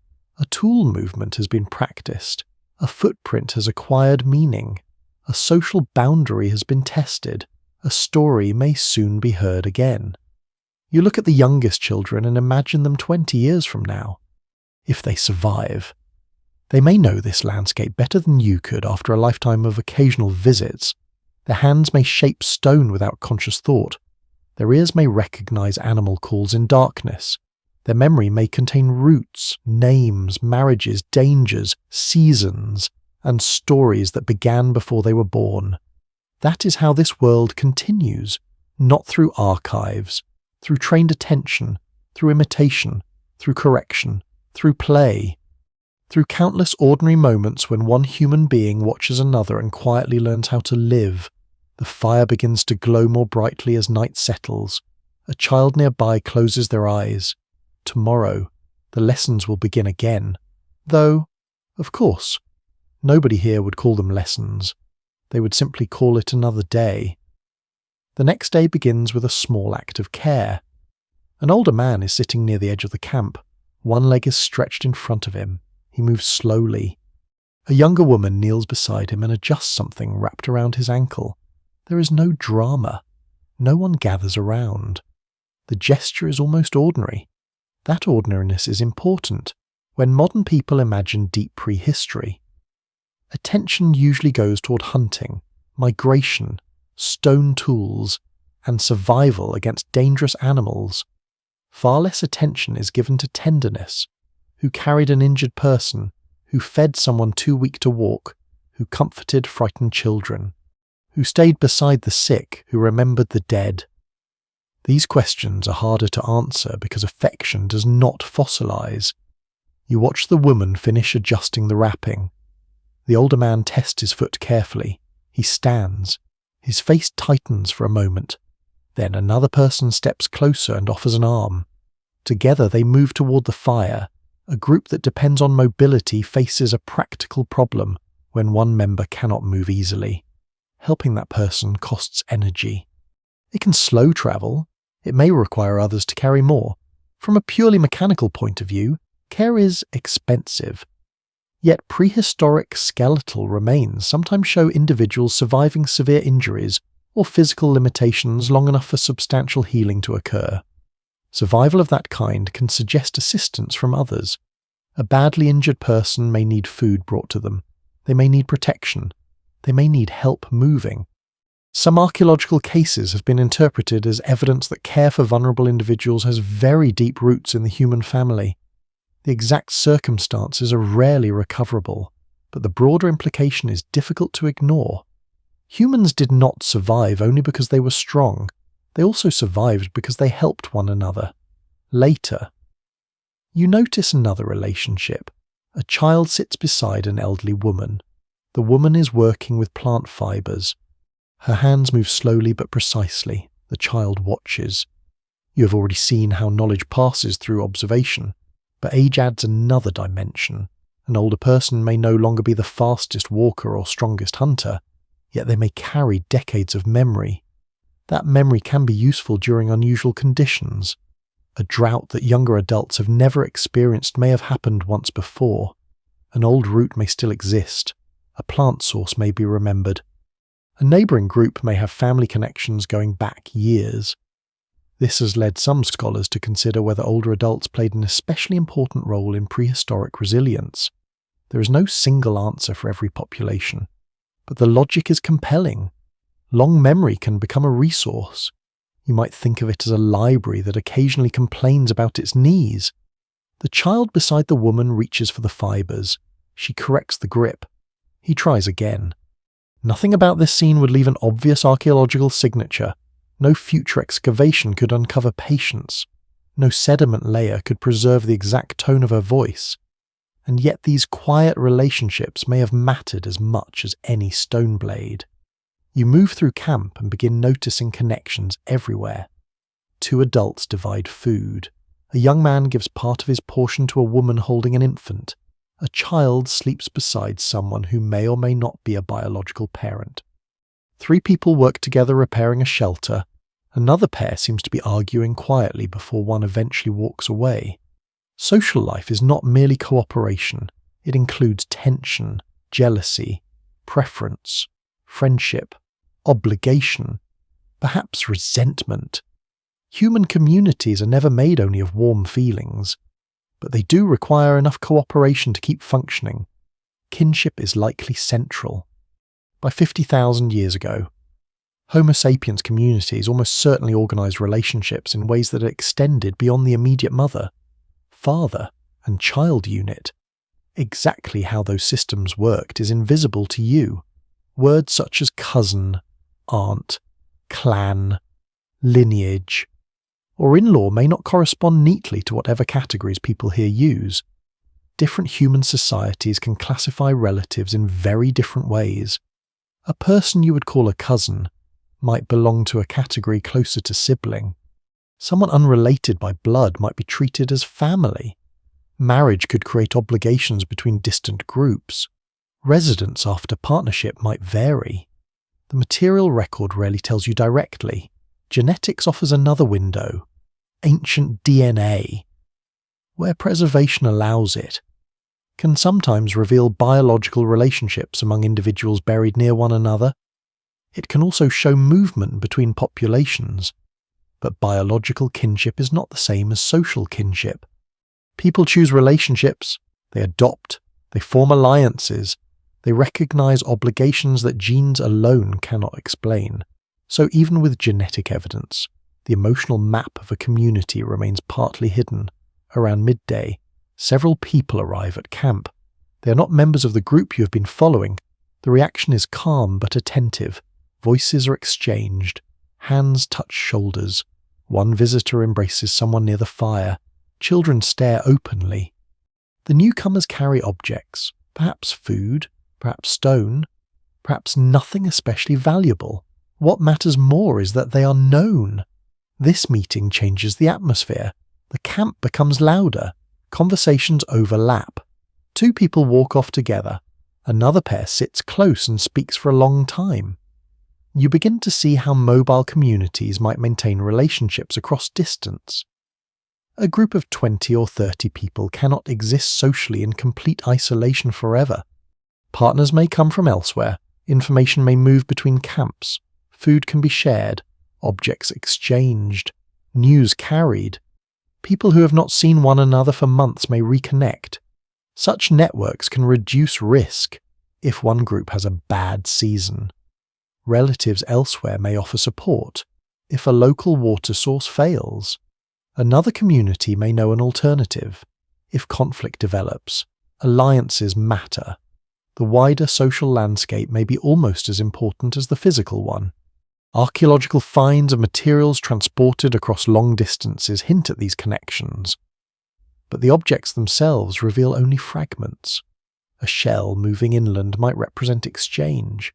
It might also have been carried by someone joining a new community. A stone tool might travel as a gift, or with a traveller, or through several hands. One object can support several plausible stories. The camp does not explain which one is correct. You simply watch the visitors settle in. One of them produces a small item that attracts attention. It looks like a perforated shell or bead. The object is passed from hand to hand. Its practical value is almost zero. It cannot cut, it cannot dig, it cannot cook, yet people clearly care about it. That tells you something. Humans carry things because those things mean something. A bead can mark identity, beauty, relationship, memory, status, belonging. Perhaps none of those. Meaning is flexible. This is what makes symbolic objects so fascinating and so frustrating. A pierced shell found far from the coast might tell archaeologists that people valued non-utilitarian objects and maintained some form of connection across distance. But whether it signified marriage, personal decoration, group identity, ritual, or simple preference is another question entirely. The answer may have been obvious to everyone sitting around this fire. It is not obvious to you. Late in the afternoon, one visitor sits beside the injured older man. They speak quietly. Their conversation lasts a long time. You wonder how long they have known one another, perhaps since childhood. Perhaps they are brothers, perhaps former hunting partners, perhaps people connected by marriage. The archaeological record will never preserve the answer.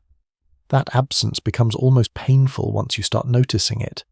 History normally gives you names, letters, contracts, graves with inscriptions, family trees. Here, you have bodies and objects, but rarely the relationships that gave them meaning. You watch a young couple near the edge of camp. They are sharing food. One person says something and the other laughs. Maybe they are partners, maybe siblings, maybe friends. You cannot tell. Their posture feels familiar, but familiarity is not evidence. This is where imagination has to remain disciplined. You can recognize human possibilities without pretending to know which one is true. As evening arrives, the visitors remain. The fire grows larger than usual. More people means more voices. Children cluster together. Adults shift positions to make room. Food is divided. The older woman continues working with fibre while speaking to someone from the visiting group. Perhaps they are exchanging information, perhaps gossip. It would be comforting to think gossip also has a 50,000-year history. It probably deserves one. Night deepens. You begin thinking about all the relationships that once existed without leaving names behind. Friendships lasting decades. Partnerships formed and broken. Children raised by several adults. Old people cared for. Strangers welcomed. Strangers distrusted. People remembered after death. People missed when they left. None of these experiences require cities. None require writing, none begin with civilization. They belong to being human, and that may be one of the most misleading things about the Lost Ages. Because the evidence is sparse, the lives can appear sparse too, but the opposite may be closer to reality, materially. People carried little, socially.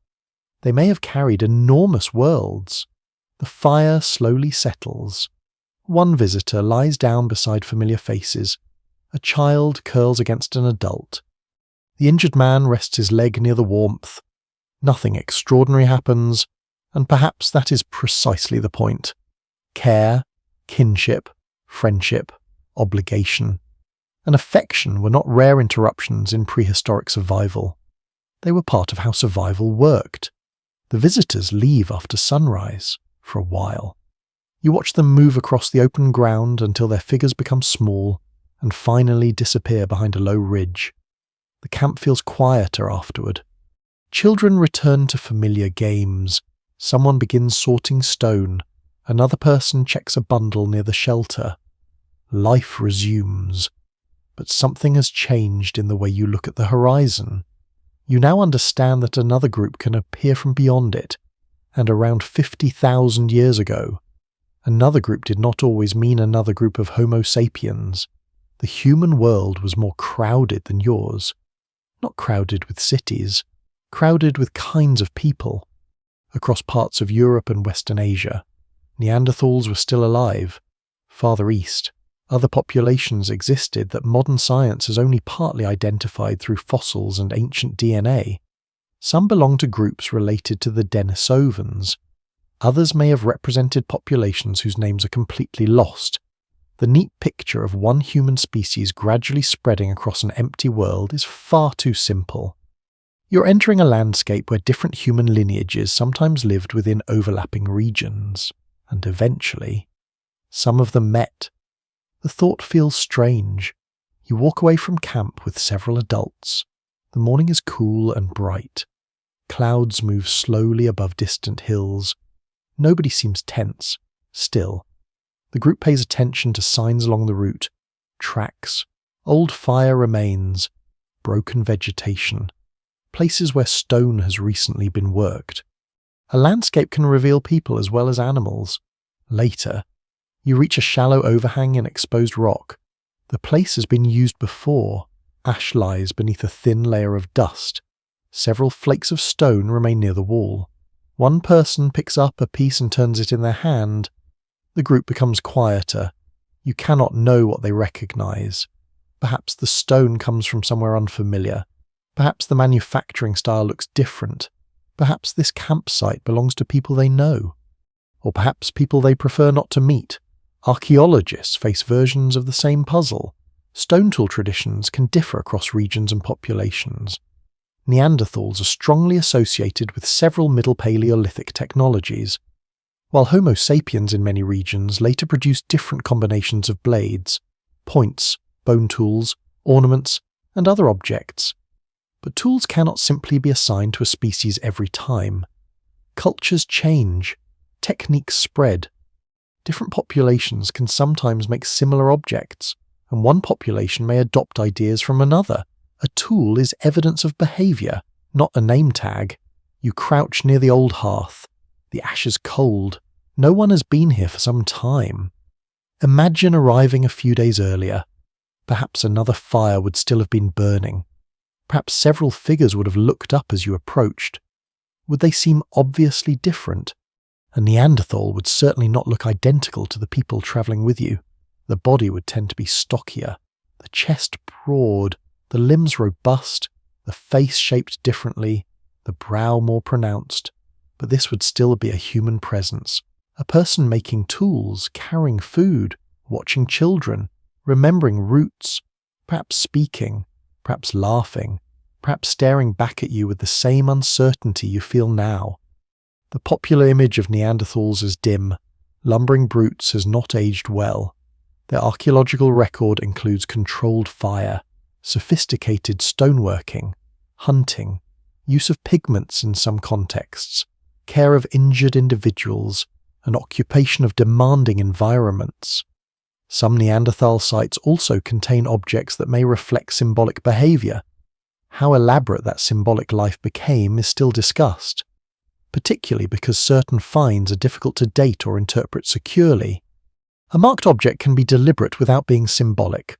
Pigment can decorate a body, prepare a hide, or serve another practical use. A cave structure can carry meaning, or simply solve a practical problem. The ambiguity is not evidence of stupidity. It is evidence that 50,000 years is a very long time to lose the explanation.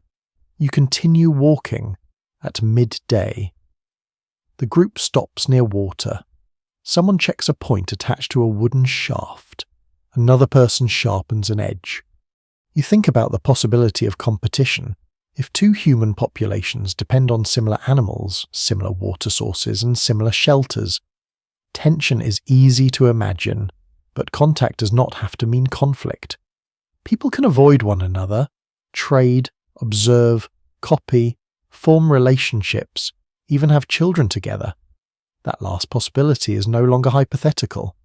Genetic studies have shown that many living people outside Africa inherited a small percentage of their ancestry from Neanderthals. Other modern populations, especially in parts of Oceania and Asia, carry Denisovan ancestry as well. The implication is intimate at some point. Members of these populations did not simply see one another across valleys. They had children together. You cannot reconstruct those encounters from DNA alone. A percentage in a genome does not tell you whether one meeting involved affection, alliance, coercion, long-term integration, or something else entirely. It does tell you that the boundaries between ancient human populations were not absolute. The family tree became a web as you rest beside the water. One of the adults makes a series of marks in the soil. Another points toward the north. The conversation grows animated for a moment. Perhaps they are discussing another group. You find yourself wondering about language. Could Homo sapiens and Neanderthals understand one another? There is no surviving recording. Unfortunately, Pleistocene archaeology remains stubbornly poor in audio files. Anatomy and genetics provide hints about the capacity for complex speech, and Neanderthals possessed versions of genes associated with speech and language in modern humans. Their vocal anatomy was capable of producing a broad range of sounds. That does not reveal what languages they spoke or how mutually intelligible communication might have been. Two fully language-capable populations can still fail completely to understand one another. Modern airports demonstrate this quite efficiently. Gesture may have helped. Repeated contact may have produced shared words. People living near one another could have learned aspects of each other's speech, or perhaps encounters were too rare for any of that. You walk again. The country ahead becomes rockier. A narrow passage leads between two slopes. Here, another trace appears. A small concentration of stone flakes lies near exposed rock. One flake is shaped differently from those you have been seeing around your own camp. You hold it briefly. Its edge is smooth and sharp. The difference may mean nothing, or it may reflect another tradition. Archaeologists sometimes use changes in stone technology to follow cultural transitions, but the relationship between technology and population is never perfectly straightforward when a new tool form appears in a region. Did new people arrive? Did local people copy an idea? Did environmental change create a reason to modify existing tools? Did several processes happen together? At some famous sites, even specialists have disagreed over which population produced particular transitional industries. The artifacts sit exactly where they have always sat. The uncertainty belongs to interpretation. By afternoon, you return toward camp. The route feels more populated now, not because you have seen anyone, because every abandoned hearth and worked stone could represent another human presence. Perhaps Homo sapiens, perhaps Neanderthals, perhaps people related to another lineage science has barely recognized. One particularly remarkable lesson from ancient DNA is that some human groups became known genetically before their physical remains were well understood. The Denisovans are the clearest example. For years, a tiny number of fossil fragments revealed a population whose genetic legacy stretched across enormous distances. A finger bone and a few teeth helped expose a branch of humanity that had been almost completely invisible. It is difficult to imagine a more literal demonstration of how much can disappear. An entire population can leave descendants, exchange genes with other humans, occupy vast regions, and still survive archaeologically as little more than fragments. Evening settles as you reach camp. The fire is already burning. You sit beside it and look again toward the darkening horizon. Somewhere beyond that line, there may be people your group knows, others they avoid, others they have never encountered, and perhaps somewhere farther away. Another kind of human is sitting beside another fire. They too have children, tools, memories, injuries, stories. They too watch the darkness.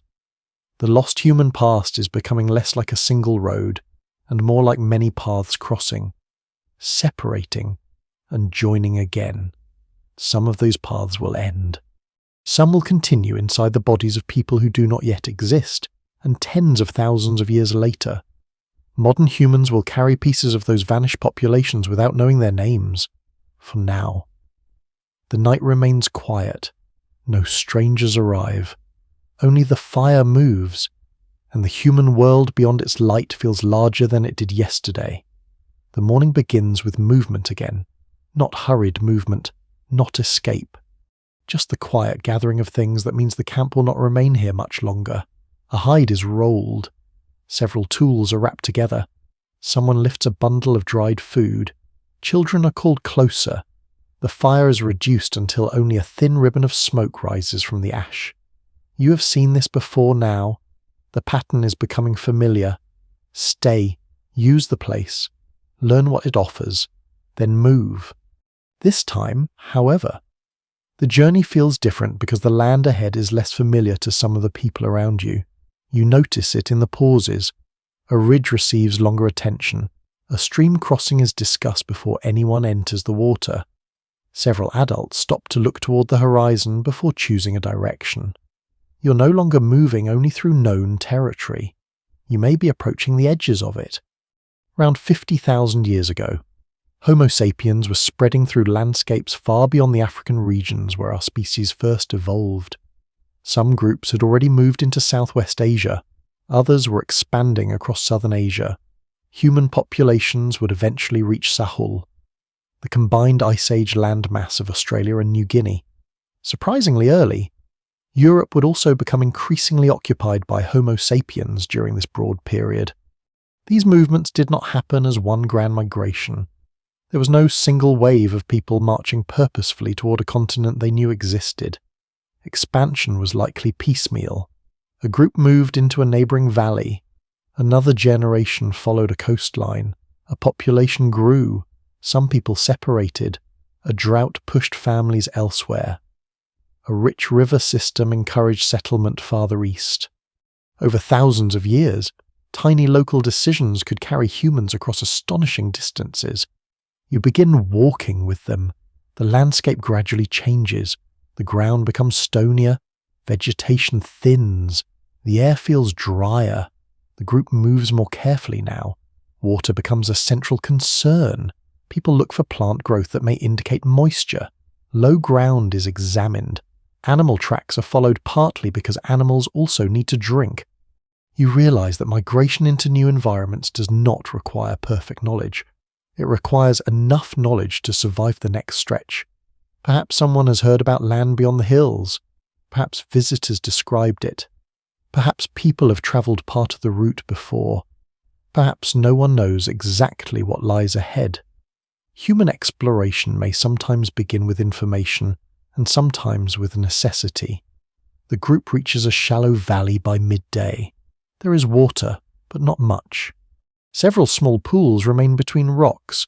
People drink carefully. The children are kept close. You sit in shade and feel heat radiating from the ground. This kind of terrain makes you think differently about human expansion. Maps make migration look simple. An arrow is drawn from one region to another, Africa to Arabia, Asia to Australia, Asia into Europe. The arrow is clean.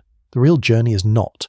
The real journey contains thirst, bad weather, infants, injuries, rivers, mountains, unfamiliar plants, predators, food shortages, arguments about direction, and probably many journeys that ended by turning around. One of the adults kneels near the water and examines a set of animal prints. Another person walks higher up the slope. They are gathering information. The group cannot afford to move blindly, yet they also possess one enormous advantage. They are adaptable. Humans do not need one single food, one specific climate, one narrow habitat. They can hunt, gather, fish, dig, collect shellfish, use fire, make clothing, build shelters, share knowledge, modify tools. That flexibility allows people to enter places where many other primates could not live comfortably. You feel that flexibility in the objects they carry.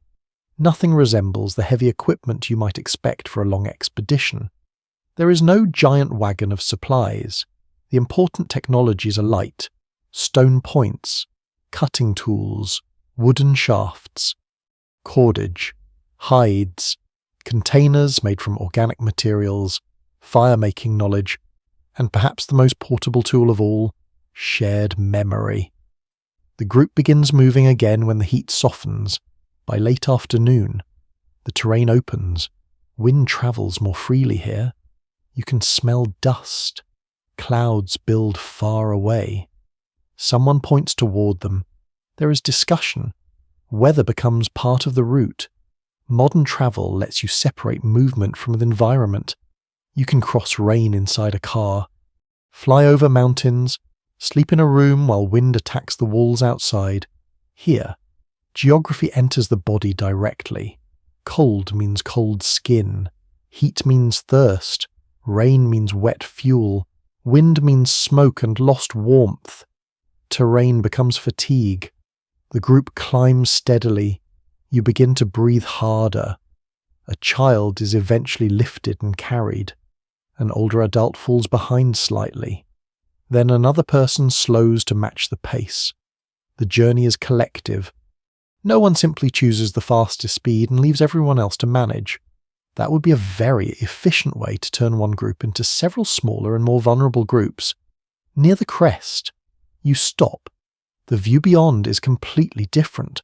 A broad plain stretches away. Dark bands of trees mark drainage lines, farther off. Mountains sit beneath pale clouds. People stand quietly. Perhaps some have seen this country before. Perhaps none have. There is no cheer. No dramatic discovery. Just observation. That feels more believable somehow. A new landscape is not automatically beautiful when your next meal depends on understanding it. You descend slowly. Different plants appear. The group pauses often. Some are examined and ignored. Others are collected. One person breaks a stem and smells it. Another digs near a cluster of leaves. This is what entering new territory requires. Familiar skills must be applied to unfamiliar species. You may know how roots generally grow. That does not mean every root is edible. You may recognize that birds indicate water. You still need to learn which local birds matter. Adaptability is not the same as instant mastery. People must experiment, and experimentation has risks. Some foods are bitter but safe. Others are poisonous. Some require cooking. Some require soaking, pounding, roasting, or repeated processing. A mistake can be unpleasant. A serious mistake can be fatal. Yet humans repeatedly learned new environments. One of the more striking examples comes from the settlement of Sahul. Reaching that landmass required sea crossings, because even during periods of lower ice age sea level, deep channels separated parts of island Southeast Asia from Sahul. People did not simply walk there across exposed land. At least some open water travel was necessary. That means humans were capable of crossing stretches of sea tens of thousands of years ago. You imagine the contrast. The people around you carry modest tools and woven or skin containers, no metal, no compass, no engine. And somewhere in this broad prehistoric world, humans were getting into some form of watercraft and moving beyond a visible shoreline. The vessels themselves have not survived. Wood, reeds, and fibre do not politely remain intact for 50,000 years. So the crossings are known mainly because people reach the other side. The journey has disappeared. The destination proves it happened. How organised those voyages were is harder to reconstruct. Were crossings planned by groups who understood currents and islands? Did movement occur in repeated short stages? Were some journeys accidental? Models of early Sahul settlement produced different possibilities. And the archaeological record cannot replay the departure for you. Still, enough people arrive to establish lasting populations. Pure accident becomes less satisfying when successful settlement requires men and women, food, tools, and enough social continuity to survive after landing. You keep walking across the plain. Evening approaches. A flock of birds moves toward distant trees. The group notices. The direction may suggest water. Several people adjust course once again. The landscape is being read. But now there is less accumulated familiarity to rely on. That makes social information even more valuable. Perhaps another group has described this region. Maybe the visitors from days earlier carried news of water, herds, or safe routes. Exchange networks can move geographical information long before a family physically travels there. A person can know of a river they have never seen. That is an extraordinary ability when you think about it. Language lets humans explore places indirectly. Someone else walks there, they return, they describe it. Now the place exists inside your mind. By sunset, the group reaches trees beside a shallow watercourse. Relief is visible, though understated. Bundles are set down. Children sit. Someone begins collecting dry wood. A shelter site is chosen. The familiar pattern starts again in unfamiliar ground. Fire, water, food, rest. You watch people turn a strange place into a temporary home. And for a moment, you can see how continents were entered, not by explorers planting flags, not by armies, not by maps, by families. By children being carried over difficult ground, by adults remembering where water might be, by people copying techniques from neighbours, by groups adapting old knowledge to new plants, new animals, new winters, new coasts, a few kilometres today, perhaps none tomorrow, perhaps 20 the day after that, then years in one region, then another generation farther on. The scale is almost impossible to feel while you're inside it. No one here believes they are participating in a migration that future scientists will map across continents. They are simply choosing where to sleep. The fire begins to catch. Smoke rises through unfamiliar trees. Someone tests the water again. A child watches insects moving over the surface. You look toward the distant mountains. Beyond them are landscapes these people may never see, but perhaps their children will, or their grandchildren. And through thousands of such ordinary journeys, humanity will continue spreading into a world it has not yet finished learning. The next morning smells of damp wood and cooked roots. Someone has already stirred the fire back to life. A thin curl of smoke drifts between the trees, and nearby, several people are sorting what remains from yesterday's gathering. There are roots, seeds, a few small fruits, pieces of meat, something wrapped in leaves, and several items you cannot identify at all. This is where the popular image of prehistoric food begins to fall apart. You're used to seeing early humans represented beside enormous animals, mammoths, bison, reindeer, a dramatic spear frozen in mid-air. It makes a good museum mural.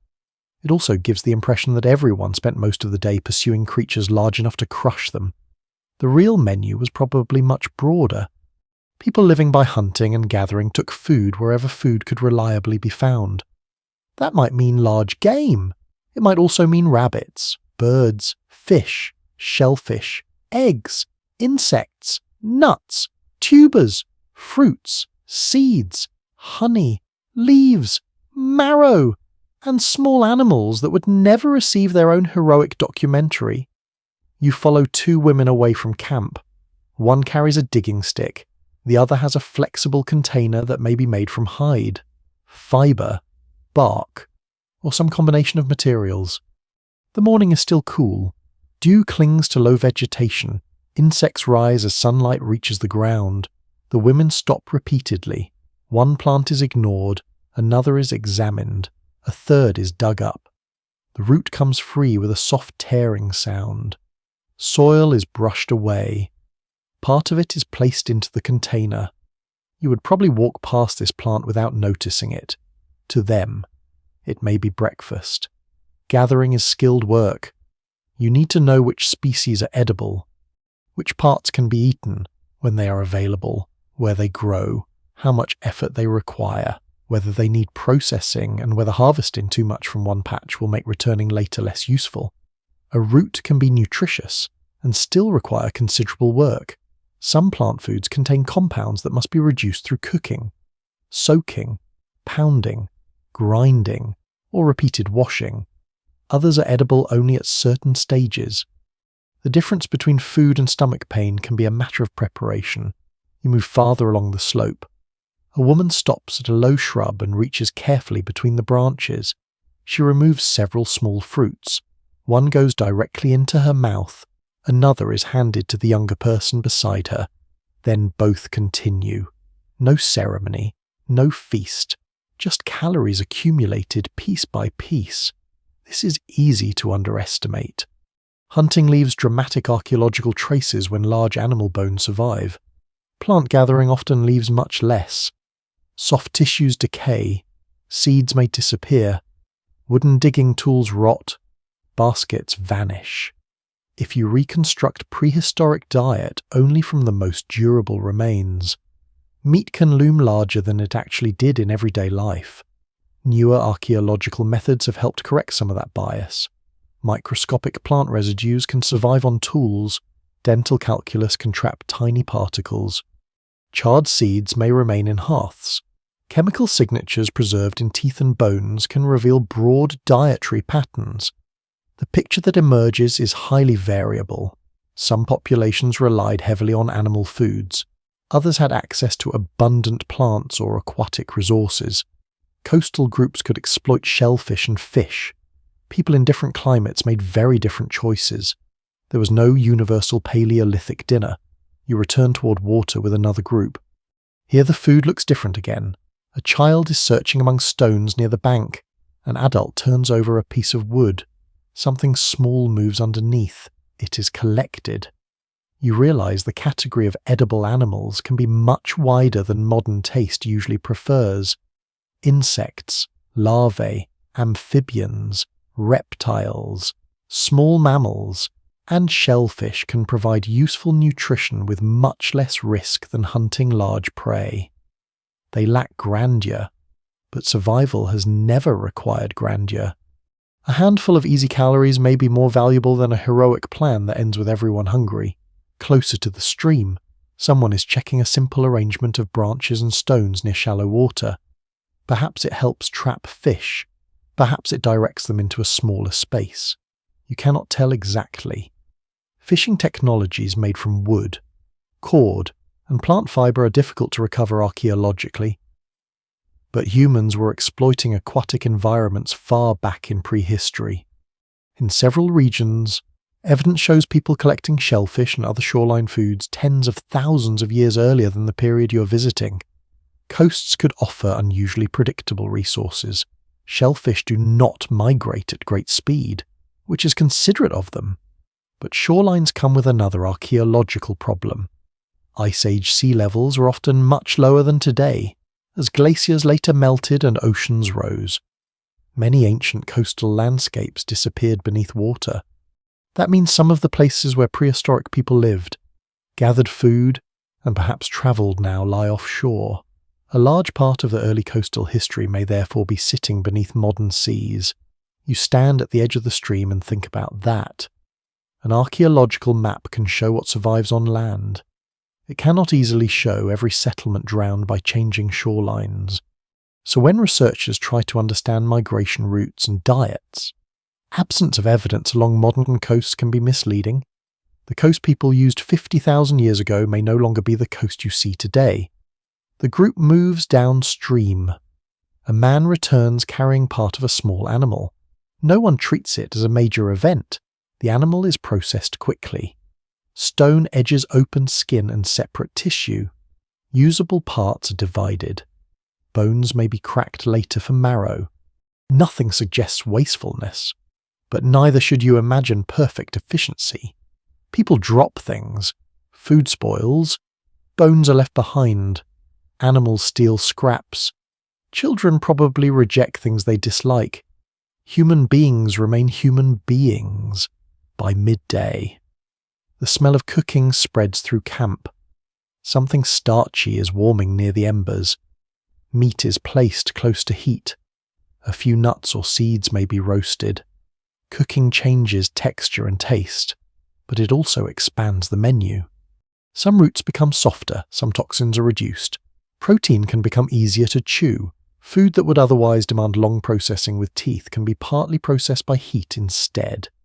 This matters in a species with a long history of cooking. You watch someone pound plant material using stone against a flat surface. The motion is repetitive. Lift, strike, turn, strike again. Grinding and pounding are often associated in popular imagination with later farming societies. Yet plant processing technologies can appear much earlier. Not every stone with a worn surface belonged to agriculture. Hunter-gatherers also processed seeds, pigments, nuts, and other materials at some prehistoric sites. Starch grains preserved on tools reveal plant foods that would otherwise have vanished completely. A meal can disappear while the microscopic residue of preparing it survives. That may be one of the stranger gifts archaeology receives from deep time. You lose the dinner, you keep the starch. The afternoon becomes warmer. People rest. Children chew on something fibrous. One adult divides food into several portions. Another person receives more than you expect. Perhaps they are injured. Perhaps nursing a child. Perhaps they contributed something earlier. Food sharing is central to many hunter-gatherer economies because success is uneven. A hunt may fail. A plant patch may be poor. A family may have a bad day. Sharing spreads risk. If one person succeeds today and another succeeds tomorrow, the whole group can become more stable. But how exactly sharing worked in communities 50,000 years ago cannot be reconstructed as a single system.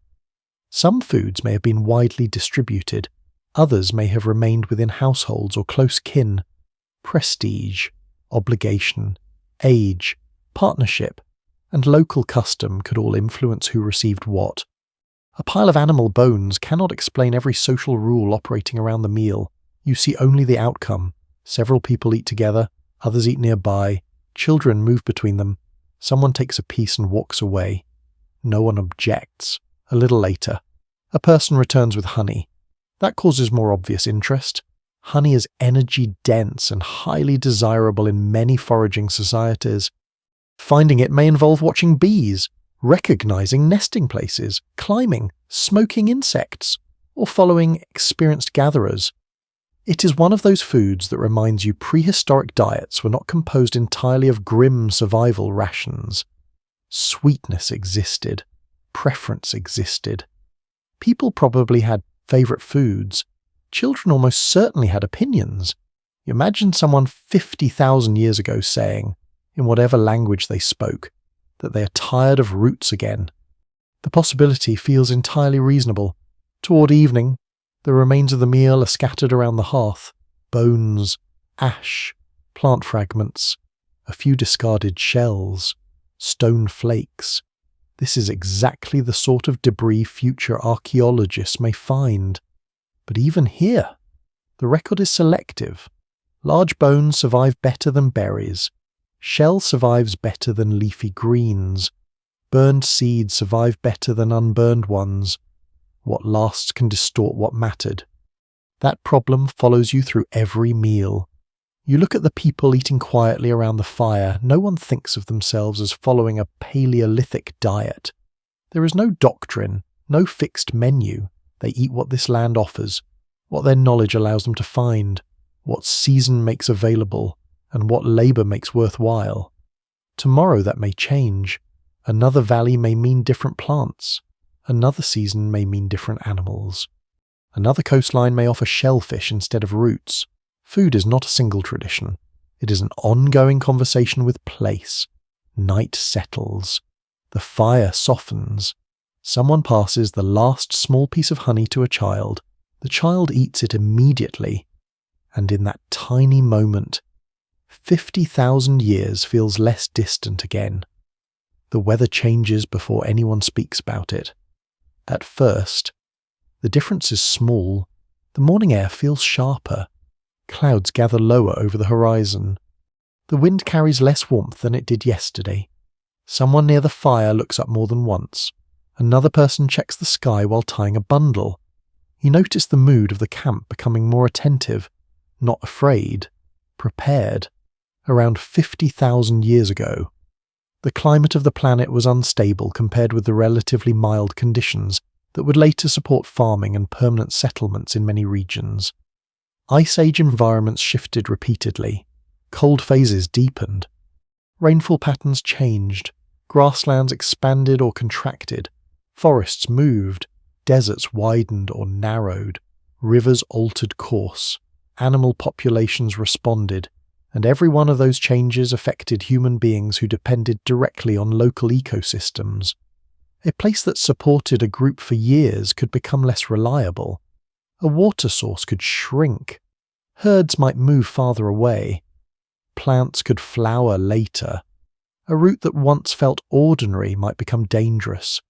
You leave camp with several adults. The ground is dry beneath your feet. The vegetation looks slightly faded. One person examines a shallow depression where water collected earlier. The mud is beginning to crack. No one needs an instrument to recognize what this means. Water is disappearing. The group moves on. You pass several plants that would have been useful weeks earlier. Now they are brittle.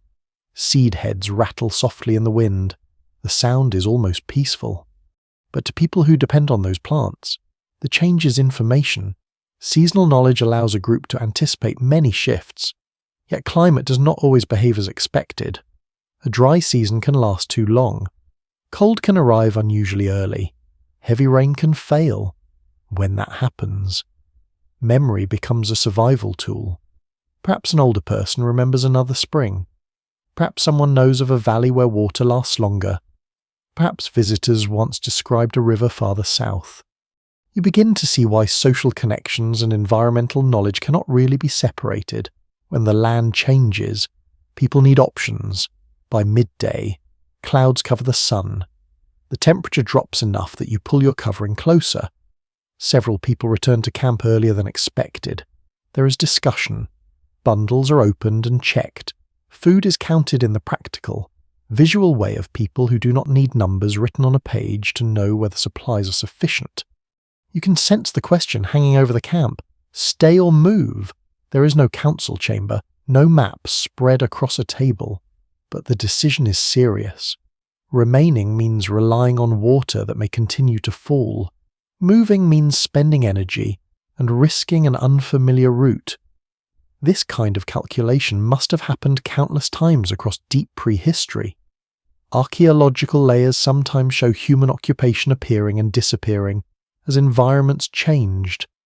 A cave may be used intensely during one climatic phase and then abandoned. Another region becomes occupied later.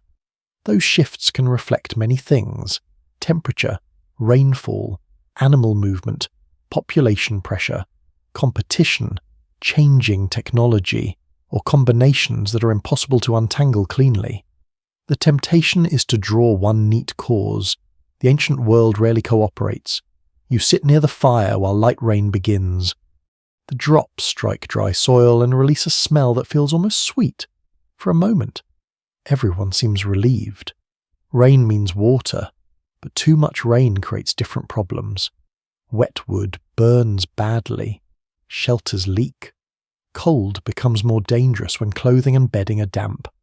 River crossings can become difficult. A useful environmental change is often useful only in the correct amount.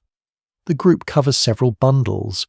Hides are adjusted over a low shelter. Someone moves fuel closer to protection. The camp responds quickly. This is not innovation in the dramatic sense. It is adaptation through routine. People who live close to weather learn to make small adjustments early. A modern forecast gives you advance warning through satellites and models. Here, warning comes from clouds, wind, animal behavior, temperature, memory, and experience. The rain continues through part of the afternoon. You hear it tapping against hide. Inside the shelter, the air smells of smoke, damp earth, and animal skin. Children sit closer together. One adult repairs cord, another scrapes a tool. Life contracts into a smaller space. You can imagine what extended cold would do.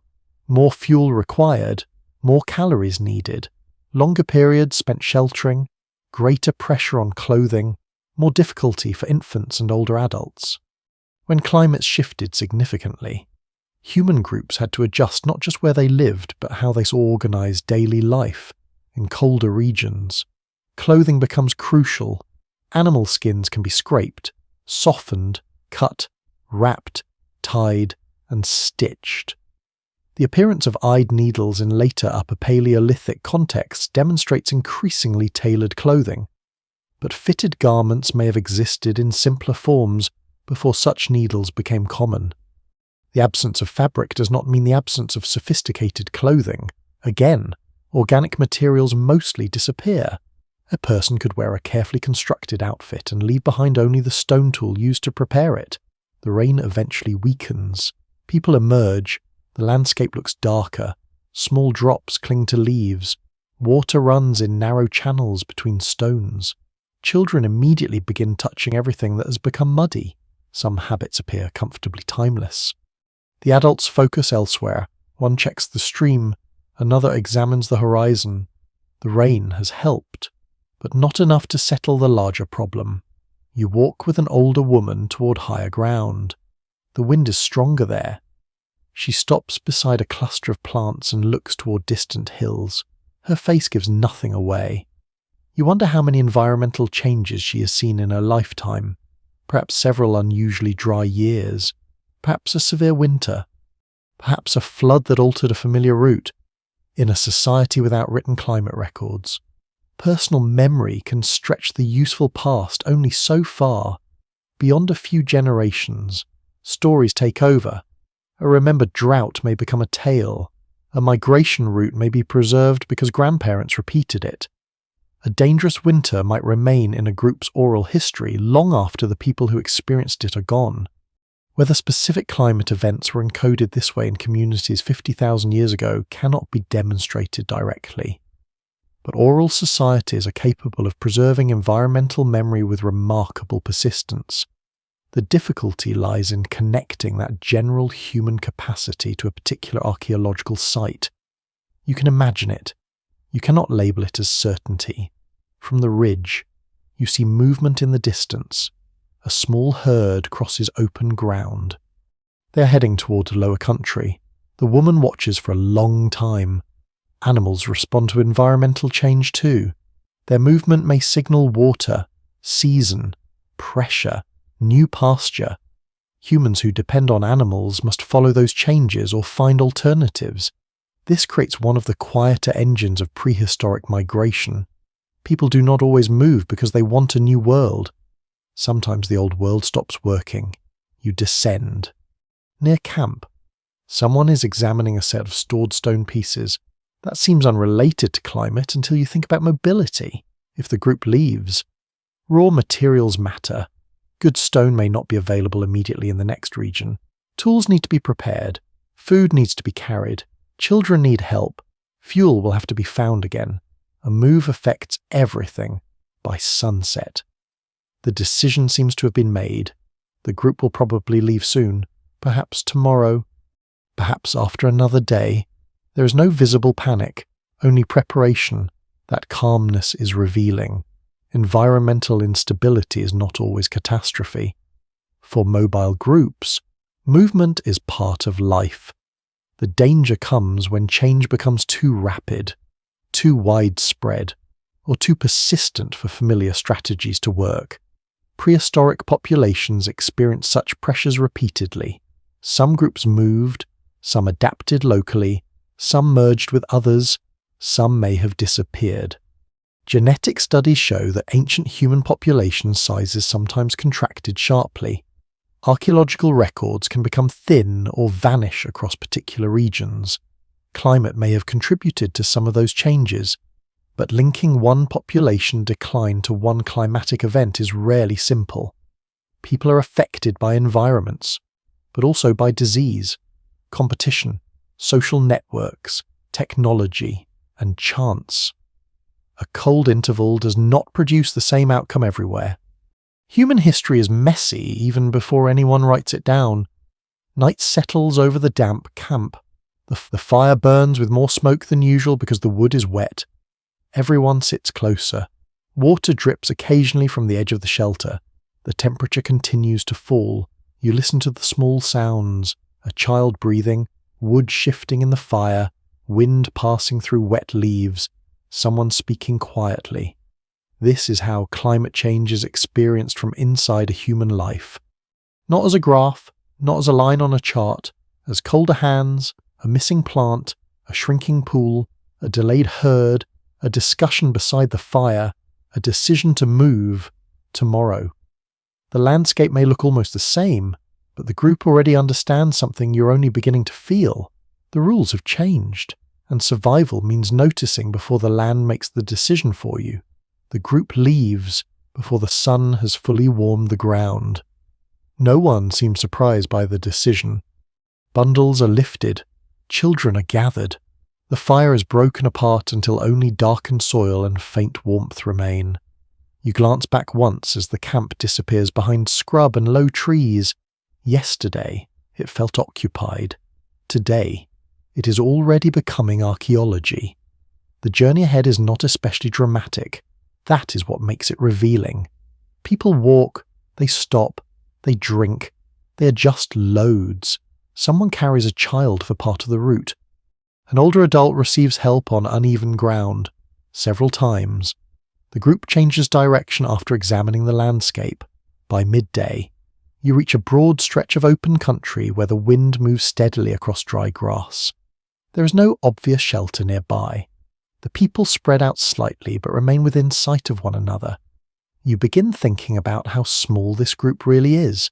Perhaps 20 people, perhaps 30, even if the wider social network includes several neighbouring groups. The number of humans living across this entire region may still be extremely low by modern standards. That matters more than it first appears. Small populations are vulnerable in ways large populations are not. A few deaths can remove important skills. A poor season can reduce birth rates.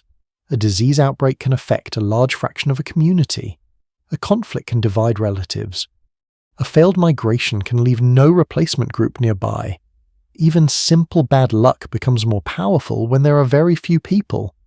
The land around you may look empty because, compared with the world you know, it almost is. Prehistoric population estimates are necessarily rough, but Homo sapiens existed in astonishingly small global numbers for much of deep time.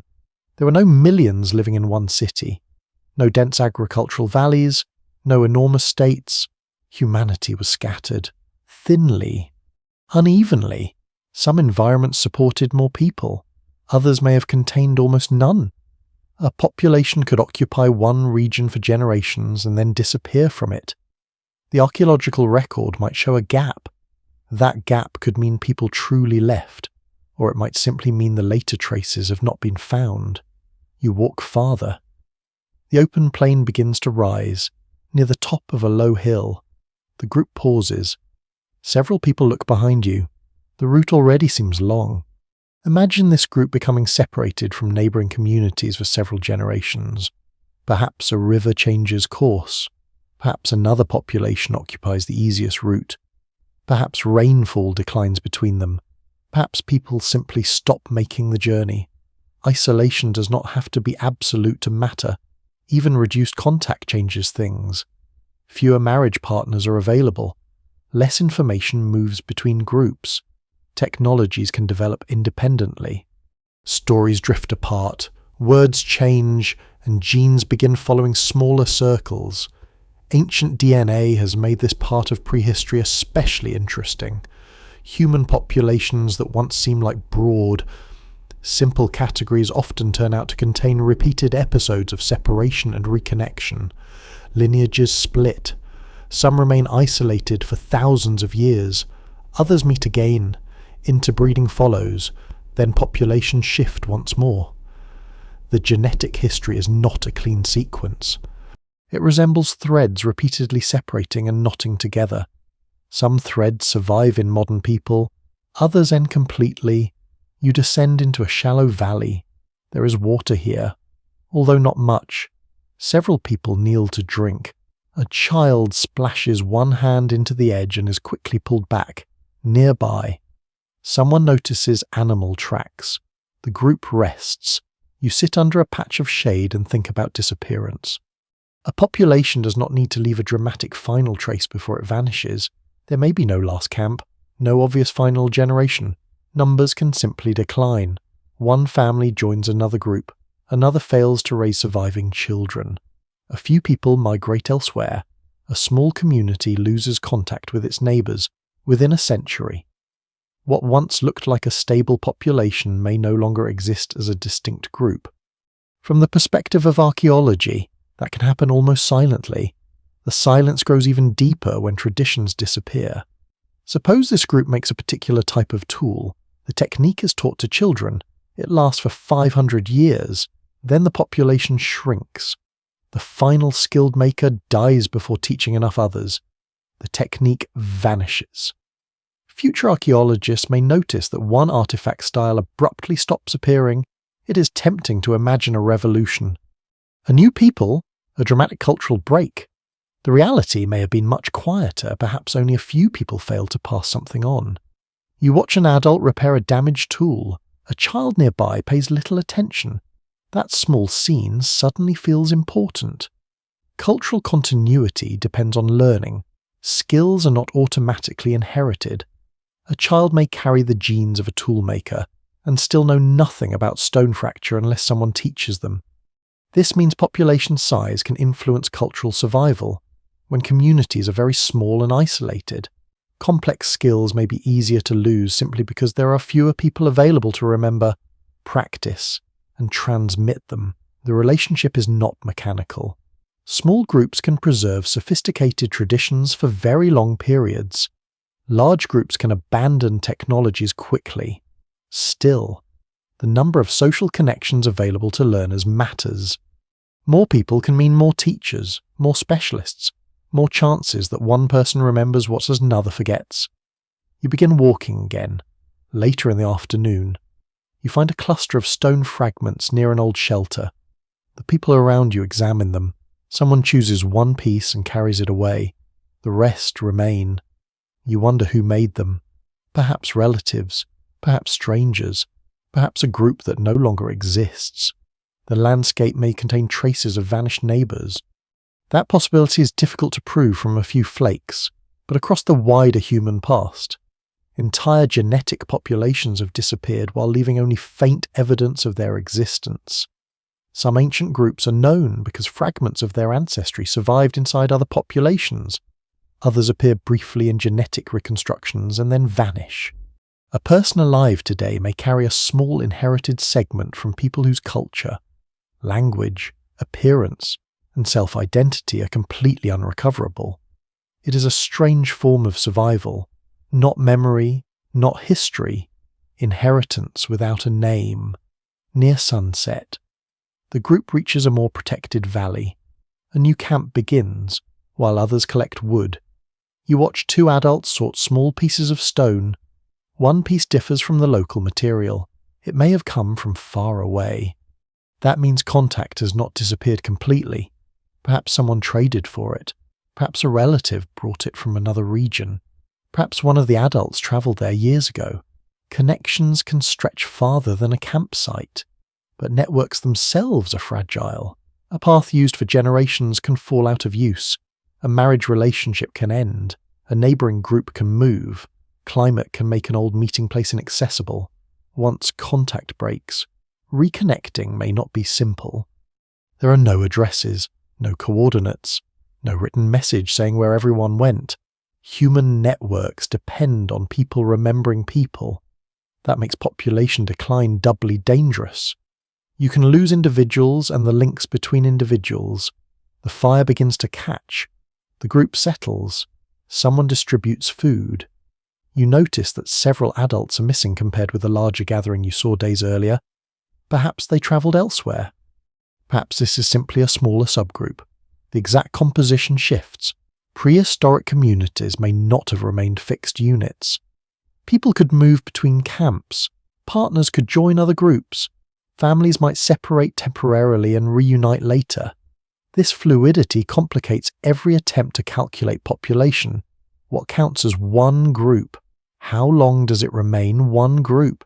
How often do people meet outsiders? Archaeological sites rarely answer those questions directly. A layer of hearths tells you that people were present. It does not tell you the full social map. The broader genetic story adds another complication. At several points in human prehistory, population sizes appear to have passed through severe reductions.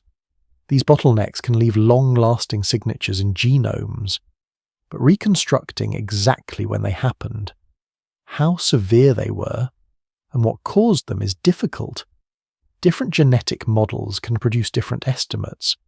Climate may play a role, geographic isolation may matter, population structure can sometimes mimic the signature of decline. A simple graph of falling numbers may hide a more complicated reality in which communities were becoming separated rather than uniformly dying out. You do not need to solve that tonight. The people around you certainly are not thinking in terms of effective population size. They are thinking about tomorrow, water, food, movement, children, weather. Yet the long future of humanity depends on these ordinary details, if enough groups survive. Knowledge continues, if enough connections remain. Partners and ideas move. If one region becomes difficult, another may preserve people who later expand again. Human survival does not require every population to endure. It requires some of them to. That is a colder thought than the fire beside you, but there is something gentle in it too. Humanity has repeatedly passed through narrow passages. Not one dramatic test, many small ones. A dry century, an isolated valley, a lost route, a shrinking network, a group that merges with another, a lineage that ends, another that continues. You look around the fire, children are eating. An older woman is speaking softly. Someone laughs. The group seems stable from inside this evening. Perhaps it is. Perhaps their descendants will still live somewhere thousands of years from now. Perhaps not. No one here can know. And that uncertainty is exactly what deep history looks like before it becomes history. People live normally while enormous demographic changes unfold around them too slowly to be recognized. The flames settle lower. Beyond the camp, darkness fills the valley. Somewhere far away. Other small fires may be burning. Each one holds another cluster of people, another set of memories, another fragile chain of knowledge. Some of those chains will reach you. Others will disappear so completely that even science will struggle to prove they were ever there. The morning after the new camp is established, you notice colour, not much. A faint red stain on someone's fingers. At first, you assume it comes from soil. Then you see a small lump of mineral near the fire. Its surface has been scraped. Powder collects in a shallow depression on a flat stone. One person adds a little liquid, another mixes it with a fingertip. The result is a dark red paste. You have seen stone shaped into tools, wood bent over heat, fibres twisted into cord. Those things solve obvious practical problems. This material is harder to explain. It may be useful, it may be decorative, it may be both. That uncertainty draws you closer. The mineral is ochre, or something very much like it. Iron-rich pigments occur naturally in many landscapes and can produce shades of red, yellow, orange, and brown when ground into powder. Humans used such pigments far back into the Middle Stone Age and Middle Paleolithic. By the period you are visiting, around 50,000 years ago, pigment use already had a long history in several regions. But knowing that people collected colour is not the same as knowing why. The person beside you dips 2 fingers into the mixture. They rub it across a strip of hide.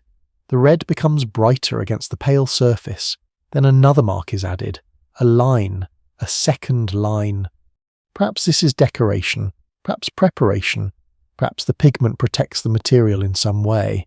Ochre can have practical properties. It may help in hide processing. It can be mixed into adhesives. It may deter insects in certain circumstances. And of course, it can colour things. One substance can serve several purposes without ancient people feeling any need to choose only one. You're accustomed to separating art from technology. They may not have done so. Nearby, a child watches. The child reaches toward the pigment and is allowed to touch a little. Soon a red smear appears across one palm. The adult laughs softly. Nothing about the moment seems solemn. That reminds you to be careful. Modern people often discover an ancient object. Notice that it looks unusual, and immediately assign ritual meaning to it. A shell with a hole becomes a sacred ornament. A painted surface becomes ceremony. A buried object becomes religion. Sometimes those interpretations may be right. Sometimes they may reveal more about modern expectations than ancient intentions.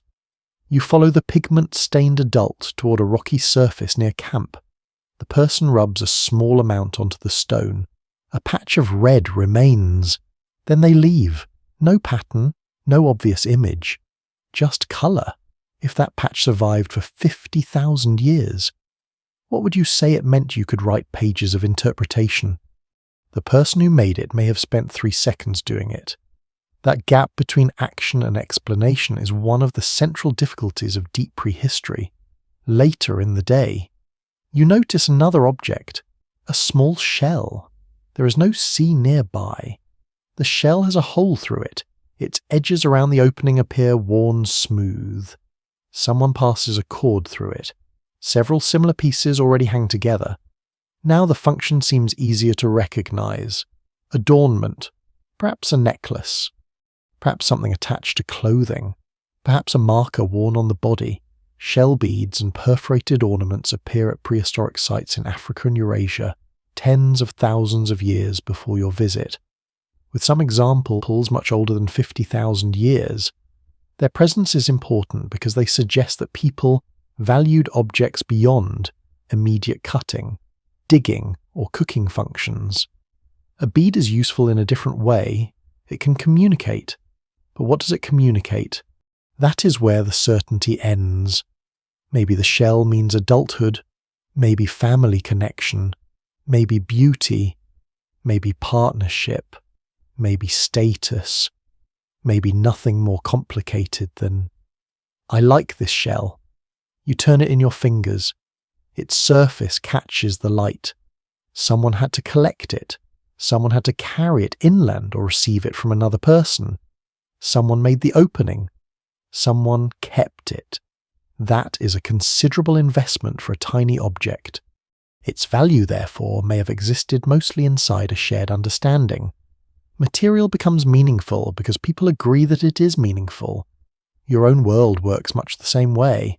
A wedding ring is only metal until people attach a relationship to it. A flag is only fabric until a group attaches identity to it. A banknote is only printed material until millions of people agree not to treat it as scrap paper. Symbolic behaviour is not detached from survival. It helps organise social worlds. The shell is returned to its owner. The cord disappears beneath a hide covering. You begin noticing decoration elsewhere. A streak of pigment on skin, small cuts on a wooden object, lines scratched into bone. Not all are deliberate symbols. Some are marks of manufacture. Some may record use. Some may be accidental. But certain objects from the prehistoric record contain repeated geometric patterns that seem difficult to explain as random damage. Crosshatch designs, parallel lines, zigzags, and deliberate engravings appear at several ancient sites. One famous set of engraved ochre pieces from southern Africa dates far earlier than 50,000 years ago. The surfaces carry carefully incised geometric patterns. The hands that made them had enough control to repeat lines in structured ways. Whether those marks functioned as symbols, decoration, ownership marks, counting systems, teaching aids, or something else cannot be recovered from the pattern alone. The design survives. The grammar behind it does not, in the afternoon. You walk toward a rock shelter with several members of the group. The interior is cool. Light weakens quickly beyond the entrance. Smoke stains mark part of the ceiling. Someone has been here before, perhaps many times. One person touches the wall. There is a dark patch of pigment. You look for animals painted in elegant outlines. There are none. The spectacular cave art, familiar from later Upper Paleolithic Europe, is still not the ordinary visual landscape everywhere you go. Some of the most famous painted caves belong to periods thousands of years later, yet people were already experimenting with pigments, marks, ornaments, and modified surfaces long before those masterpieces appeared. This raises an intriguing problem. Did symbolic culture suddenly become more elaborate at particular moments? Or has preservation created the illusion of sudden change? Imagine a society that decorates wood, bodies, baskets, hides, and temporary shelters. Almost everything disappears. Now imagine another society that paints deep inside a dry cave. The cave art survives. Future archaeologists might conclude that the second society had richer symbolic life. Perhaps it simply chose a better storage medium by accident. You run your hand close to the rock without touching the pigment. The air inside smells mineral and slightly damp. A drop of water falls somewhere deeper in the shelter. The sound echoes. You understand why caves attract interpretation. They feel different. Darkness changes perception. Sound behaves strangely. Firelight moves across walls. A mark in such a place can feel charged with meaning even to you, but that feeling is yours. You cannot automatically give it to the people who lived here. Some archaeologists have argued that particular cave locations, pigments, and repeated motifs may relate to ritual, altered states, teaching, territorial marking, or storytelling. Other interpretations emphasize ordinary activity, social identity, or practical use of shelter surfaces.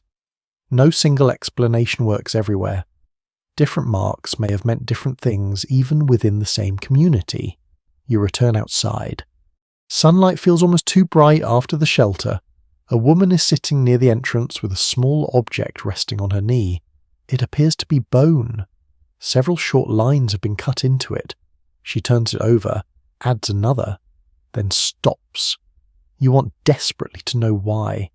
Is she counting something? Marking days? Tracking animals? Decorating the surface? Practicing, keeping a personal memory. There is no answer waiting beneath the next layer of soil. This is where deep history becomes most intimate and most frustrating. You are close enough to see the hand making the mark. You're still too far away to understand the thought behind it. By evening, the shell beads are visible again around the fire. Red pigment glows softly on someone's skin. A child draws shapes in dust with a finger, then wipes them away. You watch all three kinds of marking: permanent, semi-permanent, temporary. The shell may survive. The pigment might survive. The lines in dust will not last until morning. Yet perhaps the disappearing marks matter just as much to the people making them. A symbol does not need to survive for archaeologists in order to matter to its original audience. That may be the most important thing you learn today. The prehistoric record preserves only a fraction of symbolic behavior. Bodies could be painted, hair styled, voices altered in song, stories performed, gestures repeated, objects arranged and then scattered. None of these need leave a durable trace. The visible fragments are not the whole symbolic world. They are simply the pieces tough enough to remain. The fire dims. Someone touches the shell hanging near their chest. Another person rubs pigment from their fingertips. The marks around you seem small, a line, a bead, a colour. But somewhere inside these simple acts, human beings may already be doing something profoundly familiar, turning material into meaning and meaning into memory. Night comes gently to the camp. The last light fades from the ridge. Someone adds a small branch to the fire. A child moves closer to an older woman, across the flames. Two adults speak in low voices. You have listened to these people for days now. You recognize tones, questions, laughter, warnings. You can sometimes guess when someone is annoyed, but the words remain completely closed to you. That may be the greatest lost artifact of all: language. Around 50,000 years ago, Homo sapiens were almost certainly using complex spoken communication, not a handful of rough calls, not simple signals for food or danger. Human communities at this time were coordinating movement, raising children, maintaining social relationships, sharing technical knowledge, and navigating large territories. Those activities become far easier with language capable of expressing people, places, time, intention, memory, and possibility. Still, the actual languages themselves are gone. No inscription survives, no recording waits inside a cave, no written alphabet exists. Every sentence spoken in this world disappears almost immediately after it is heard. You sit beside the older woman. She's telling something to three children. Her voice has a rhythm different from ordinary conversation. She pauses at similar points. Several phrases appear to repeat. One child quietly anticipates part of the sequence. This feels less like everyday instruction and more like a familiar story. Perhaps they have heard it many times. The woman gestures toward the darkness beyond the camp, then toward the sky, then toward one of the children. You desperately want a translation. There will never be one. The content could be practical, a story about an animal, a memory of a journey, an explanation of a place, a warning, a joke, something about ancestors, something completely ordinary. Whatever it is, language allows information to move beyond immediate experience. That is an astonishing ability. An animal can respond to danger it sees. A human can be warned about a danger that happened 20 years ago, 2 valleys away. To someone now dead, speech can transport events through time. You do not need to experience the flood yourself if someone who remembers it can describe where the water rose. You do not need to visit a distant spring if a traveller can explain how to find it. You do not need to meet a dangerous person if someone tells you why they should be avoided. Language expands the useful world beyond what one individual can personally observe.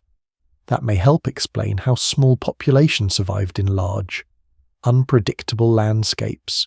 Information could travel farther than bodies. The older woman finishes one part of the story. One child asks something. She answers. Another child interrupts. The others laugh. Perhaps the child has asked the prehistoric equivalent of a question that begins with, "But why?" Some traditions really are eternal. You listen to the pattern of sound. There are consonants, vowels, changes in pitch, longer and shorter phrases. Hands sometimes accompany speech. Faces do too. Human communication is never only vocal. A glance can correct a child. A gesture can indicate direction. A posture can show irritation. A smile can change the meaning of a sentence.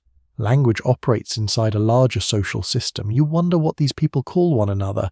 Names must matter. A group cannot function easily if everyone is simply, "you over there." Names can carry identity, kinship, history. Maybe someone is named after an animal, a place, an ancestor, a physical feature. Perhaps names change with age or major life events. There is no way to know the naming system of this particular community. But naming itself would be useful in any society with enduring relationships. The tragedy is that no personal name from this camp will reach you. You may someday hold their bones in a museum. You may sequence their DNA. You may reconstruct their diet. You may estimate their age. But their names vanish in the air tonight. Later. You walk with 2 adults beyond the fire. They speak as they move. One points toward a line of hills, then another direction. A sequence of place names may be passing between them. If so, the spoken landscape is much richer than anything visible on a modern archaeological map. Every hill could have a name, every water source, every dangerous crossing, every place where another group lives. Names compress information. Instead of describing the spring below the ridge where the tall trees grow, people can use one familiar word. That word may also carry stories. Perhaps everyone knows something happened there. A death, a meeting, a successful hunt, a birth, a strange storm. In oral cultures, geography and memory can become tightly connected. A place is not simply a coordinate. It is a story location. That has led some researchers working with oral traditions to consider how ancient narratives can preserve environmental or geographical information over remarkable spans of time. There are documented cases in much more recent societies where stories appear to retain memories of coastlines, eruptions, or landscape changes. Carrying such examples back tens of thousands of years requires caution. Stories mutate, meanings change, events become symbolic. Still, human oral memory can be more durable than writing-centered societies sometimes assume. You return to the fire. Someone begins humming. The sound is soft and repetitive. Another voice joins briefly. Is this music? Perhaps. Humans clearly possess ancient capacities for rhythm, pitch, and coordinated vocalization. Actual musical instruments become easier to identify later in the archaeological record, including bone and ivory flutes from Upper Paleolithic Europe. Some of those instruments date to more than 35,000 years ago. That is already astonishingly old, but music itself does not need an instrument. Hands can clap, feet can strike the ground, voices can sing, wood can be tapped. 2 stones can create rhythm if people sang 50,000 years ago. Most of the evidence vanished the instant the sound ended. You close your eyes for a moment. You stop trying to understand. The voice near the fire rises slightly, then settles. There is repetition. The children are quiet now. Sound moves into the darkness. Perhaps this is a lullaby, perhaps a work song, perhaps no category you use would fit it. Modern labels can be too tidy for ancient behavior. Song may also be story. Story may also be teaching. Teaching may also be entertainment. A chant may carry a root. A repeated phrase may coordinate movement. Rhythm can help memory. This flexibility matters because archaeologists often divide evidence into separate boxes: art, technology, religion, music, subsistence. Ancient people did not necessarily organize experience that way. A hunting story might contain ecological knowledge, social rules, humor, ancestry, and rhythm all at once. One spoken performance could do the work of a map, lesson, family history, and bedtime story. You look at the children. They may be memorizing far more than you realize. The exact age of fully modern language remains one of the hardest questions in human evolution. Speech leaves almost no direct fossil trace. Researchers can examine anatomy associated with breathing and vocalization. They can study genes involved in speech and neural development. They can look at archaeological behaviors that appear to require complex planning or symbolic communication. But none of these produce a first sentence. There was almost certainly no morning when humans woke without language and went to bed with grammar. Language evolved through deep processes involving biology, culture, and social learning. By the world you're visiting, its roots were already ancient. The interesting uncertainty lies in how similar these languages were to those spoken today. Did they possess equally complex grammar? Probably some form of grammatical organization was necessary for rich communication. But its structure could have differed in ways you would find deeply unfamiliar. Did people talk about things that did not exist? Could they discuss distant futures, imaginary beings, rules, dreams? The archaeological evidence cannot directly answer. Yet symbolism, long-distance social networks, planned technologies, and complex cooperation make extremely limited communication difficult to imagine. You watch one person recount something with animated hand movements, others listen, a laugh moves around the fire, whatever language does here. It is not merely issuing commands, it appears social. You think about jokes, not because archaeology has uncovered a 50,000-year-old joke book.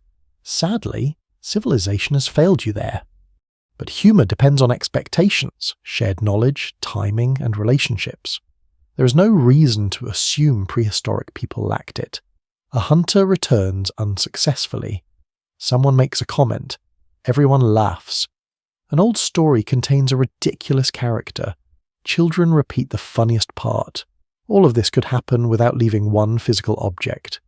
The same is true of grief. A person dies.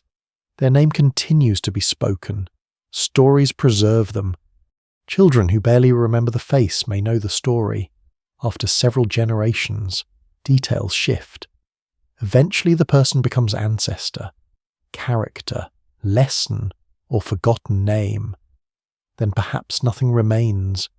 This is how whole histories can vanish, while societies continue functioning normally.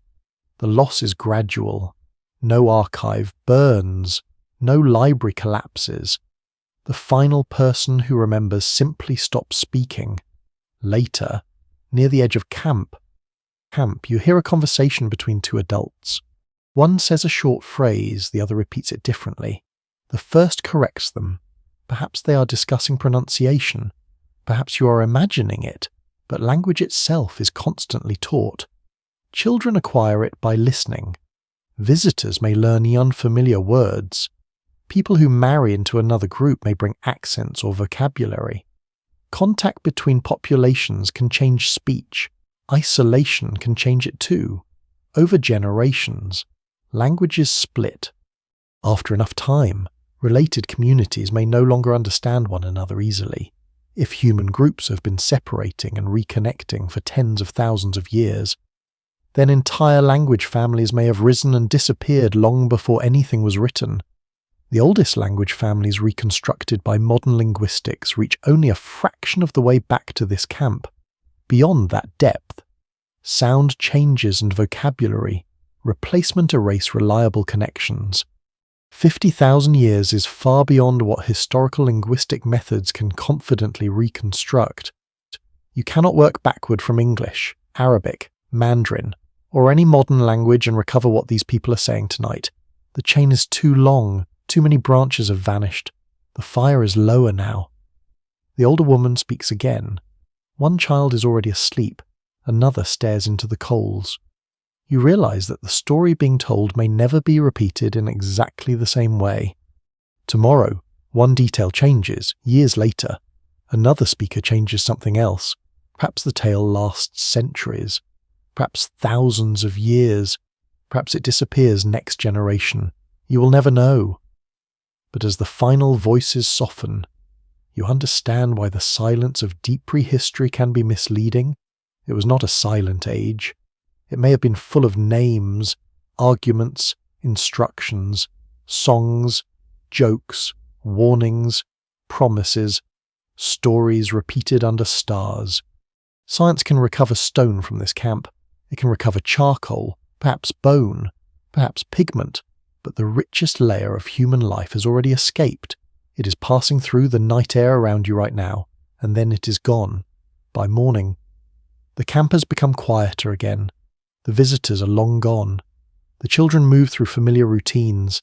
Someone scrapes a hide. Someone else carries water. The fire is rebuilt from embers that survived beneath ash. Nothing looks especially mysterious. And yet this ordinary morning sits inside one of the greatest mysteries of human history. You have spent days among people whose lives are full of knowledge, relationships, tools, stories, movement, and memory. You have watched them solve practical problems. You have seen colour ground into pigment. You have heard voices carrying into darkness.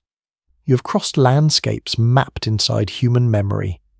And still, if you returned to your own time and asked what happened here, the answer would be painfully incomplete. That is the problem. Not that nothing happened. Almost everything happened. Very little remained. You walk away from camp toward a low ridge. The ground is dry. Your footsteps leave shallow marks in the dust. Behind you, a child runs across them. The prints overlap. Wind will soften the edges by afternoon. Rain may remove them completely. You stop and look down. A human foot has touched this ground for a short while. The land remembers, then it forgets. Most human activity disappears in exactly that way. Skin decays, wood rots, cordage breaks down, baskets collapse, clothing vanishes, plant food leaves little behind, voices disappear immediately. Even bones are not guaranteed survival. Acidic soil can destroy them. Water can scatter them. Animals can break and move them. Heat can alter them. Later construction can disturb them. Erosion can carry whole archaeological layers away. The past does not enter the ground evenly. It is filtered.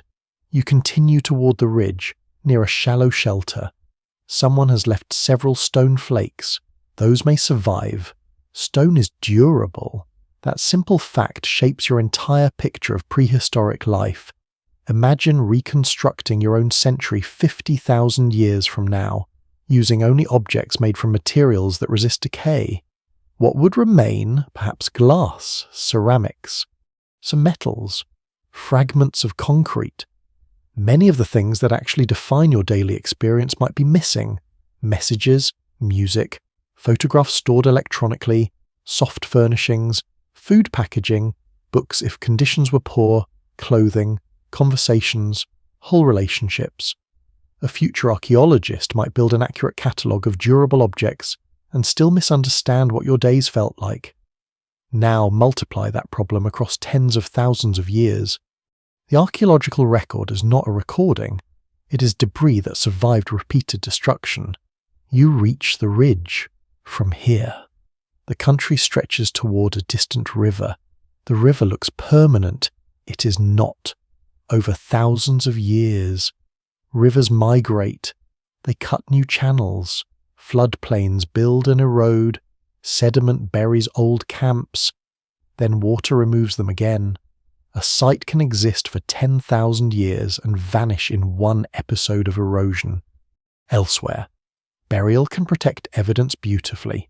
A hearth is covered, a floor disappears beneath sediment, bones remain undisturbed. Future excavators find a rare moment preserved almost like a photograph. Those sites become famous because they are exceptional.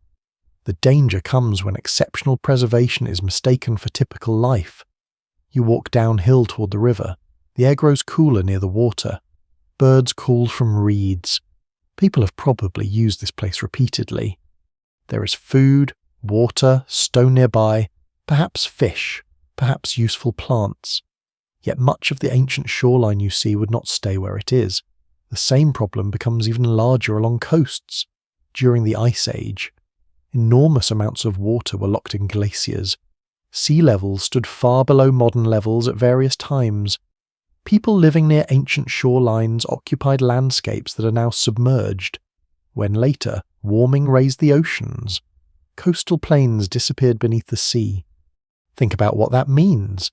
If humans often followed coastlines because marine foods provided reliable resources, then some of their most useful migration corridors may now lie underwater.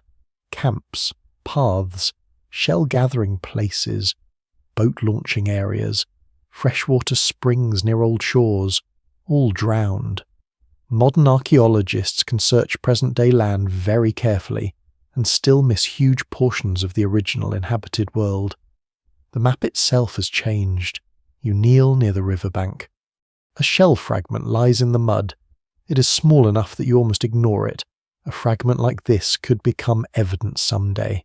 But only if it survives, only if it becomes buried, only if later water does not remove it, only if someone eventually excavates the right location, only if they recognize what it means.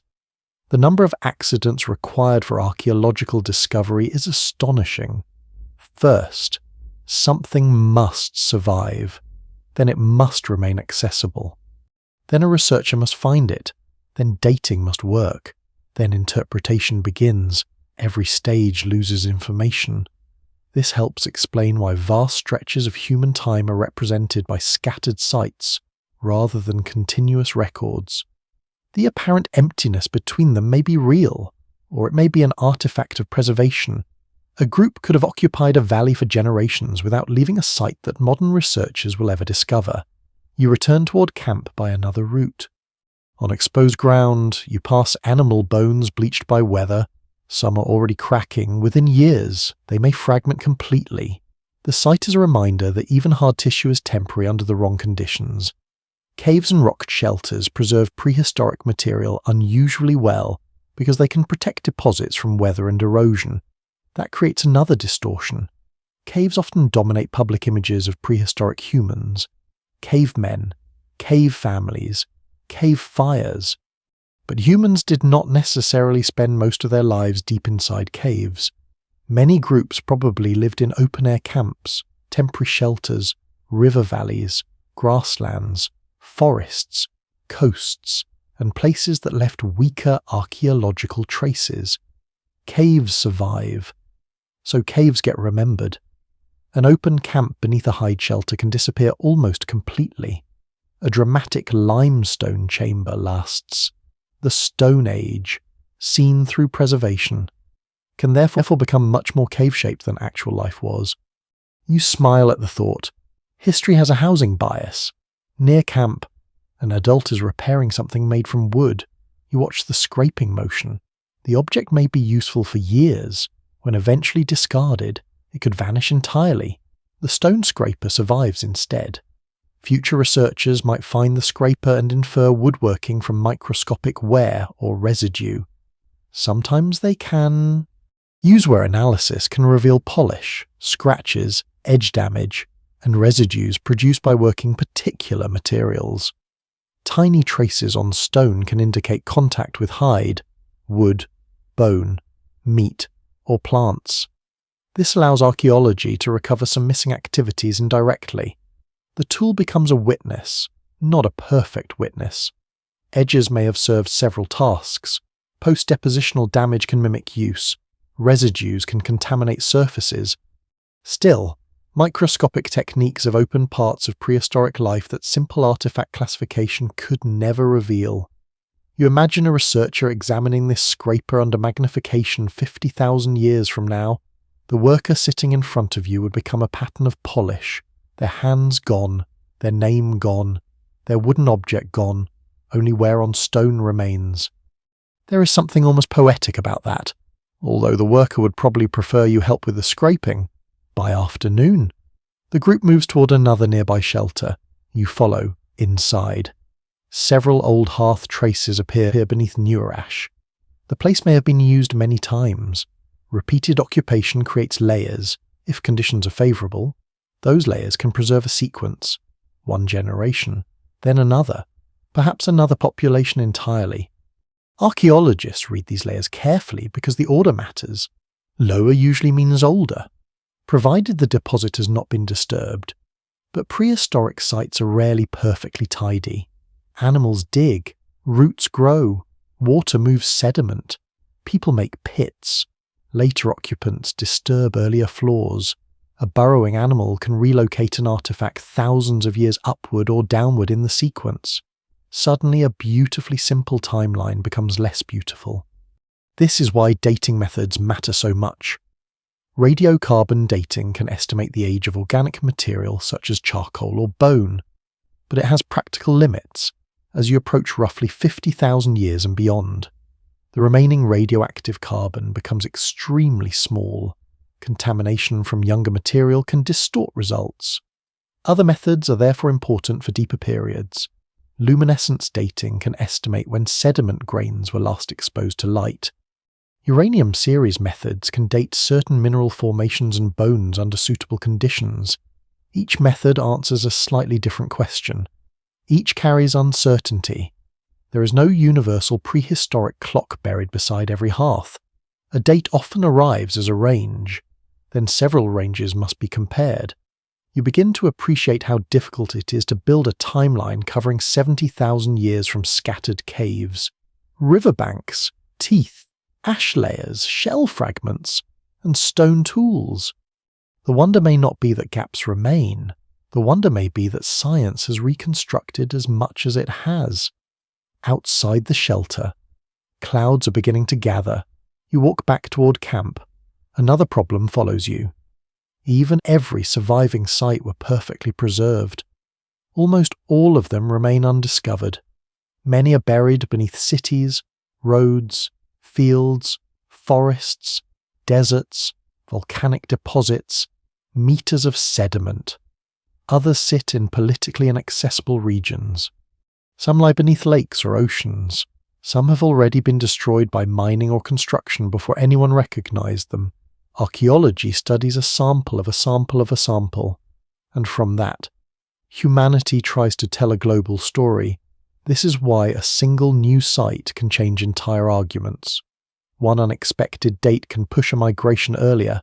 One fossil can reveal a population nobody suspected. One DNA sample can expose interbreeding across human lineages. One underwater discovery could transform understanding of coastal migration. Deep history remains unusually vulnerable to surprise because so much of the evidence is still missing. When you return, children are playing near the fire. One draws a winding line in the dirt, another adds circles. Their design looks complicated enough to tempt interpretation. A map, a story, a game.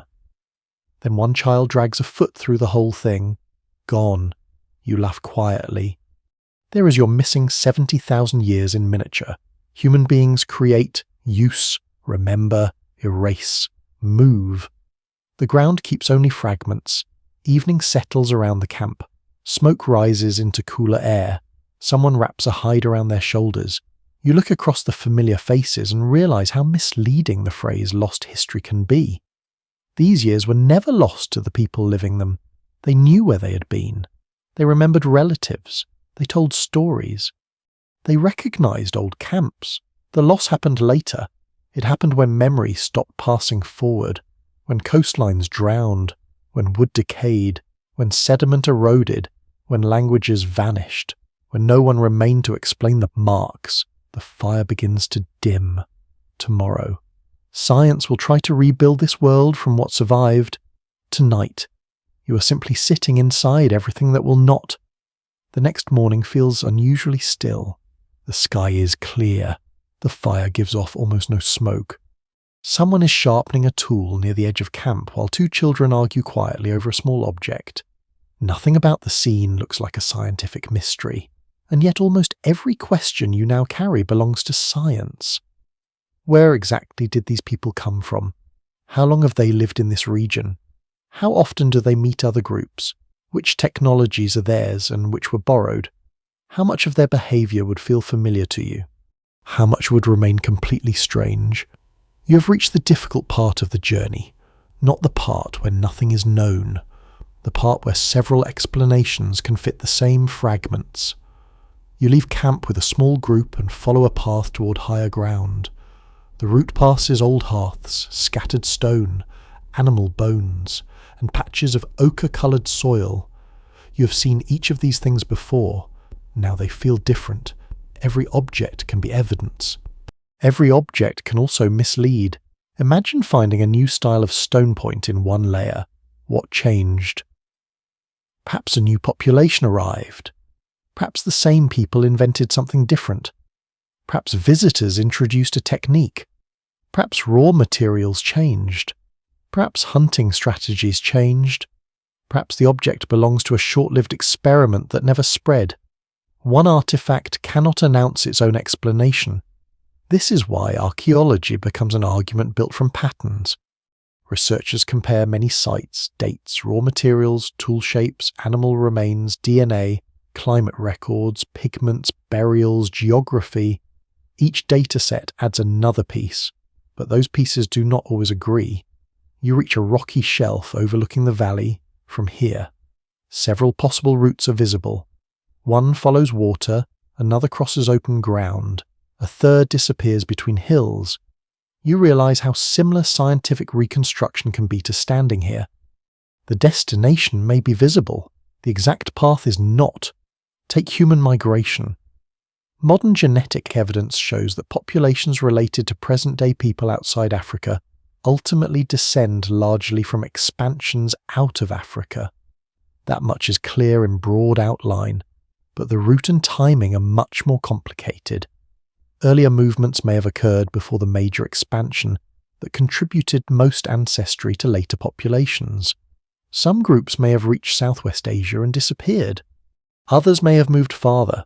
Populations could expand, contract, mix, and be replaced. A single arrow on a textbook map cannot capture that. You begin walking downhill. Someone stops to collect a useful stone. You think about another problem: behavioral change. There was once a popular idea that modern human behavior appeared in something like a sudden revolution around 40,000 to 50,000 years ago. Art, ornaments, complex tools, long-distance exchange, symbolic thought, a dramatic threshold. That story is neat, perhaps too neat. Finds from Africa have pushed many supposedly modern behaviors much deeper into the past. Pigments, engraved materials, shell beads, complex tool technologies. These appear tens of thousands of years before the classic European cave art explosion. Now the picture looks less like a switch turning on and more like a long, uneven accumulation. Some behaviors appear, then disappear, then reappear somewhere else. Different populations combine them in different ways. Innovation may flourish when social networks are strong and fade when populations shrink. The archaeological signal looks patchy because culture itself may have been patchy. You reach a shallow stream, a child kneels to drink, an adult gestures for patience, the water settles, then the child drinks carefully. A simple sequence. Wait, watch, act. You have seen similar patterns in toolmaking, gathering, hunting, and movement. If you were trying to infer cognition from archaeology, how would you measure something like patience? How would you identify imagination, planning humour memory? These do not fossilize instead. Researchers look at behaviours that may require them. A multi-stage tool can imply planning. Long-distance transport can imply geographical knowledge. Decoration may imply shared meaning. Burial may imply social relationships or beliefs. But the step from behaviour to mental life is never automatic. A tool can be complex without revealing exactly how the maker thought about it. A pigment can be symbolic, practical, or both. A burial can express grief, hygiene, tradition, spirituality, or several motives together. The human mind is inferred through action. Action is interpreted through fragments. That chain always contains uncertainty. You continue downstream. The group passes beneath trees where birds move loudly in the canopy. One adult pauses and imitates a call. A child laughs. There is another invisible behaviour. Imitation, maybe play, maybe teaching, maybe hunting knowledge. If archaeologists found this spot later, they would see nothing. That makes you wonder whether the entire notion of behavioural milestones may be distorted by preservation. Perhaps people sang long before instruments survive. Perhaps they decorated bodies long before durable beads appear. Perhaps wooden objects carried complex designs long before cave walls preserve anything similar. The oldest surviving example of a behaviour is not necessarily the first time anyone did it. It is simply the oldest one that happened to survive and be found. That distinction is crucial. You reach an open patch where the ground contains stone fragments from an earlier occupation. One person picks up a flake and inspects it. The piece may have been produced by another group. Perhaps centuries earlier, no one here knows. To them, it is just useful material to future science. It might become evidence assigned to a technological tradition. This mismatch between ancient use and modern categories can be enormous. Archaeologists need labels: Middle Paleolithic, Upper Paleolithic, industry names, tool types, population clusters. These help organize evidence. But people in the past did not live inside those labels. A family moving through a valley did not think. We have entered a transitional technological phase. They thought about water, food, relatives, weather, and whether the next shelter was worth reaching before dark. Modern categories are maps, useful maps, but still maps. You return toward camp by midday, near the fire. Someone is working a red pigment into hide. Another person is retouching a stone edge. Two children are copying the motions. If a future excavation finds pigment and specialized tools in the same layer, what story will be told? Perhaps a cultural flowering, perhaps symbolic activity, perhaps technical change, perhaps simply a normal day. This is why new discoveries can overturn older narratives so quickly. Deep prehistory is built on a relatively small number of surviving sites. When one new location produces earlier dates or unexpected behavior, the timeline can shift. The discovery of Denisovan ancestry did exactly this in another way. A human population that had barely existed in the conventional story suddenly became genetically undeniable. The fossil evidence was tiny. The genetic impact was not.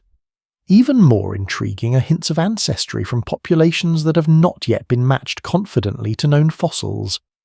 Genomes can preserve echoes of meetings with people archaeology has barely seen. You can lose the bodies and keep traces of the encounter. In the afternoon, clouds gather again. The camp does not move. People continue working. You sit beside an older man who is smoothing wood. There is something reassuring about the ordinariness of his movements. Scientific arguments may change dramatically in your world. Here, the wood still needs shaping. One question concerns why Homo sapiens eventually became the only surviving human species. You have already met the possibility of Neanderthals and other lineages. By roughly 40,000 years ago, Neanderthals disappear from the recognizable fossil record. Why there may not be one reason. Climate stress could matter, population size could matter, competition with Homo sapiens could matter, interbreeding could matter, disease could matter, social networks and technology could matter. Local outcomes may have differed. Some Neanderthal populations may have declined before direct contact with expanding Homo sapiens became intense. Others almost certainly interacted with them, and because Neanderthal ancestry survives in living people, disappearance did not mean total genetic erasure.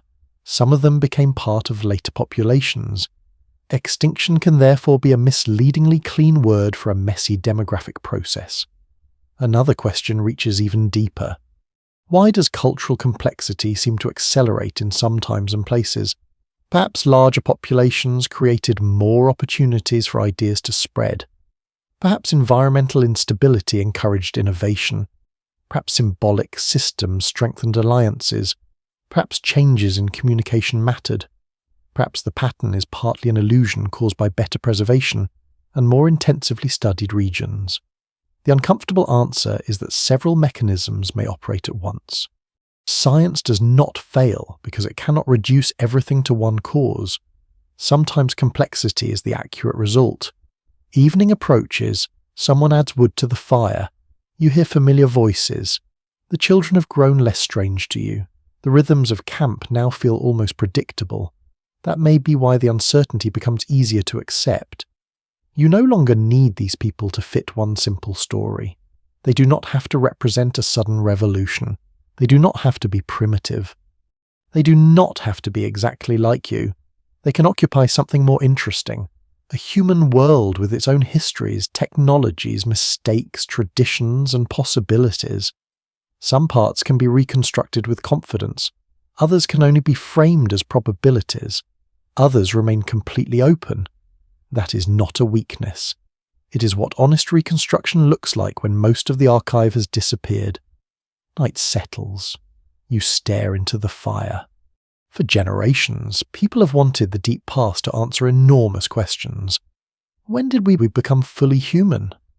When did art begin? When did language begin? Why did one population survive while another vanished? Which migration led to whom? But perhaps some of these questions assume boundaries that never existed. Human behavior may not have appeared all at once. Populations may not have remained separate.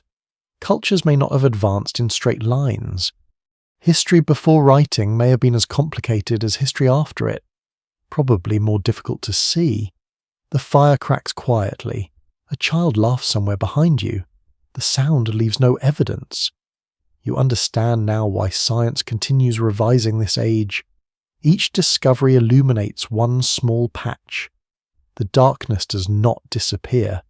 It simply moves a little farther back. The final morning begins without ceremony. No one knows it is your last day here. The fire is revived. Children wake. A hide is shaken free of dust. Someone checks the sky. Someone else checks the water. Food is divided, tools are gathered, everything continues as it has for generations. You sit near the edge of camp and watch, after everything you have seen. The scene feels almost ordinary now. That may be the strangest change of all. When you first entered this world, life 50,000 years ago seemed distant enough to be almost unreal. You expected emptiness, a few hunters, a cave, scattered stone tools, human beings waiting quietly for civilization to begin. Now that idea feels difficult to defend. The people around you are not waiting for history. They are already living it. A child carries a small bundle toward an adult. Another crouches beside the fire and watches sparks rise. An older woman tests a length of fiber between her fingers.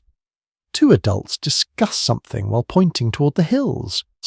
Perhaps they are deciding whether to move tomorrow. Perhaps they're talking about water. Perhaps someone in another camp is expected to arrive. You no longer feel an urgent need to know. That is new too. For most of your journey, every gesture seemed like a mystery that demanded an explanation. Now you understand that uncertainty belongs here. Not everything can be recovered. Some questions survive only because the answers did not. You walk away from camp for the last time. Morning light spreads across the landscape. Grass bends beneath a faint breeze. Birds move between distant trees. The air smells of warm earth and smoke. Your footsteps follow a route you've taken before. You recognize the shallow stream, the rocky rise, the patch where useful roots were gathered a few days ago. These were anonymous features. Now they feel connected. That small change gives you a glimpse of how humans transform geography into home. Not by building permanent walls, by remembering. A spring becomes familiar. A ridge becomes a marker.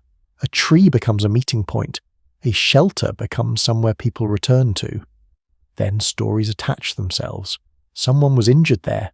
Children played here. Visitors arrived from that direction. A storm forced everyone under that overhang. Place gathers memory.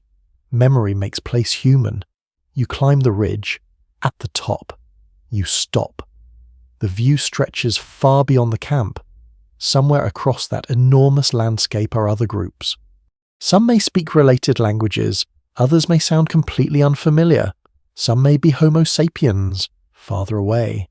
There may still be Neanderthals, elsewhere. Populations related to Denisovans move through regions whose archaeological record will remain painfully thin. Countless people are living lives that will never become individual stories in any modern book, yet fragments of those lives will reach the future, a stone point, charcoal beneath sediment, a tooth, a bead, a patch of pigment, a few inherited stretches of DNA. That is enough to prove presence, not enough to recover the whole world. You think about the number in the title of your journey, 70,000 lost years. It sounds like a single missing block of time, a dark corridor between evolutionary origins and civilization. But there was no corridor. There were mornings, millions of them. There were dry seasons and wet seasons, births, deaths, journeys, meetings, failures.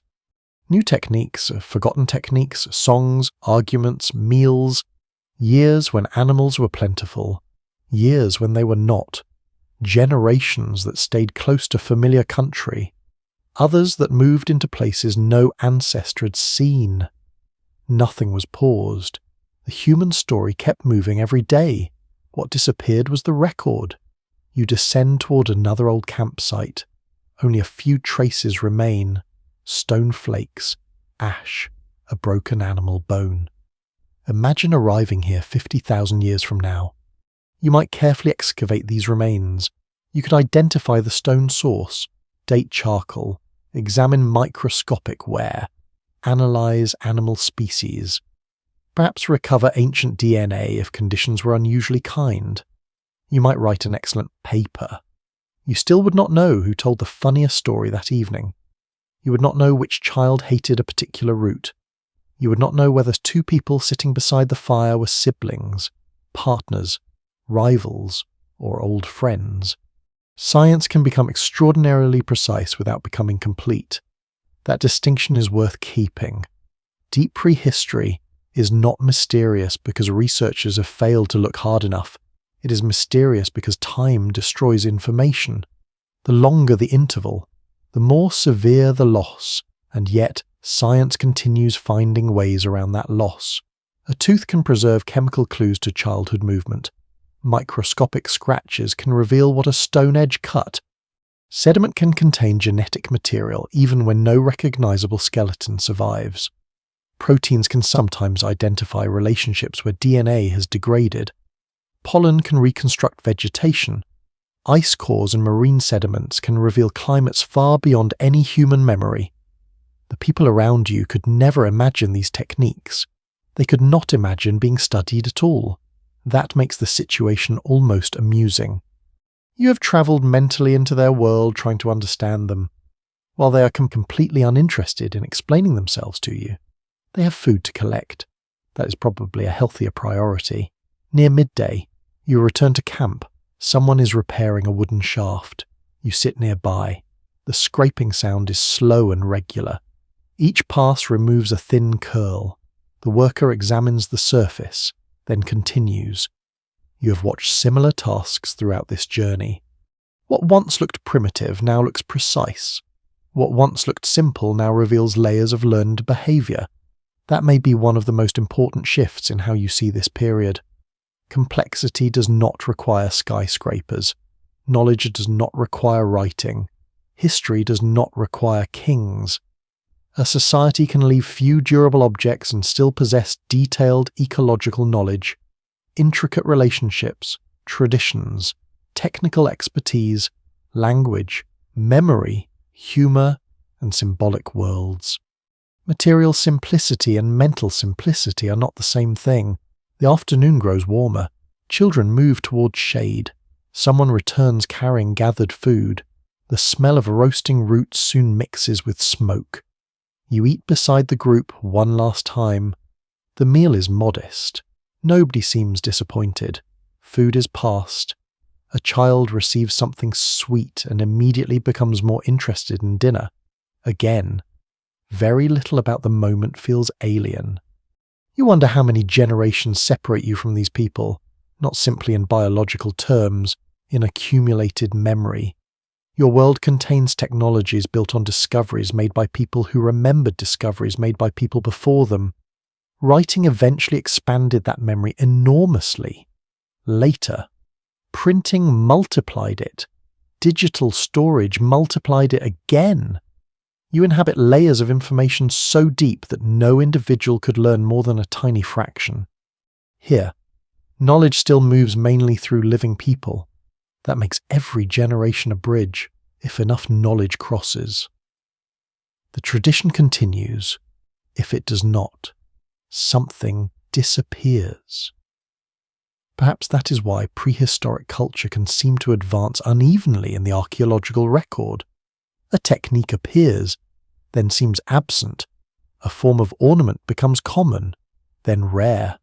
A population expands, then contracts. Progress, when viewed across such enormous time spans, does not resemble a staircase.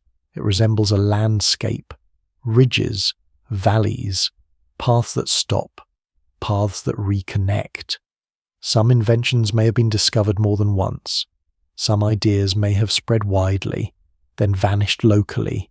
Human culture is cumulative, but accumulation is not guaranteed. It depends on people. You look toward the oldest members of the group, then toward the children. Between them, almost invisibly, the future is being transferred. Evening approaches, the light becomes softer. The same ridge you climbed this morning turns dark against the sky. A fire is prepared. You sit in your familiar place near its edge. Voices gather. A child leans against an adult. Someone laughs quietly. Perhaps tonight another story will be told. You will not understand the words, but you no longer need to imagine that silence means absence.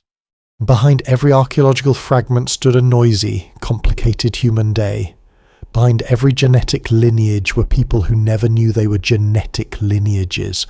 Behind every migration arrow were feet, children, weather, hunger, curiosity, chance. Behind every missing century were lives.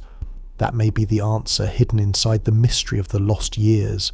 Science cannot explain everything because everything did not leave evidence. There may never be a complete reconstruction. New discoveries will continue adjusting dates. New fossils will complicate family trees. Genetic studies will reveal populations that have no familiar name. Underwater archaeology may uncover drowned roots. Methods not yet invented may extract information from material that currently appears silent. The story will improve. It will never become perfect. And perhaps it does not need to. You look around the camp. The fire glows. Smoke climbs into the evening air. The people beside you are not incomplete versions of modern humans. They are not waiting at the starting line. They are fully inside their own present. They know things you do not. They belong to relationships you cannot map. They carry memories you cannot recover. They have names you will never hear clearly enough to keep. In a few moments, you will leave them. History will lose almost all of this evening, but you have seen enough to understand what the silence contains. Not emptiness, human life. The fire grows smaller now. You no longer need to follow anyone beyond the camp. There are no more ridges to cross tonight, no more stone flakes to interpret, no more ancient routes to reconstruct. You can remain here for a little while as the darkness settles gently over the landscape. The voices around you become softer. A child is already asleep. Someone pulls a hide closer around their shoulders. The older woman near the fire stops speaking and looks into the coals. Above the camp, the stars seem impossibly bright. There are no city lights beneath them, no distant aircraft, no roads glowing on the horizon, only a quiet world turning beneath the same sky that will someday hang above you. The people around this fire do not know what the next 50,000 years will bring. They do not need to. Tomorrow, someone will find water. Someone will repair a tool. Someone will teach a child. Someone will remember a path. Life will continue one small decision at a time, and you can let the unanswered questions remain where they are. Somewhere beneath sediment, somewhere under drowned coastlines, somewhere inside fragments of ancient DNA, somewhere in stories that were spoken once and then carried away by the night. You do not have to solve them before sleep. The past is allowed to remain partly dark. The fire settles lower, red embers pulse beneath grey ash. The air cools, voices disappear one by one. Soon there is only wind moving through grass and the faint breathing of people resting nearby. You have travelled through an age history cannot fully recover, and now even that journey can become quiet. Let the ridge fade. Let the camp soften. Let the last sparks disappear into darkness. The lost years are still there, not empty, simply sleeping beneath time. Sweet dreams.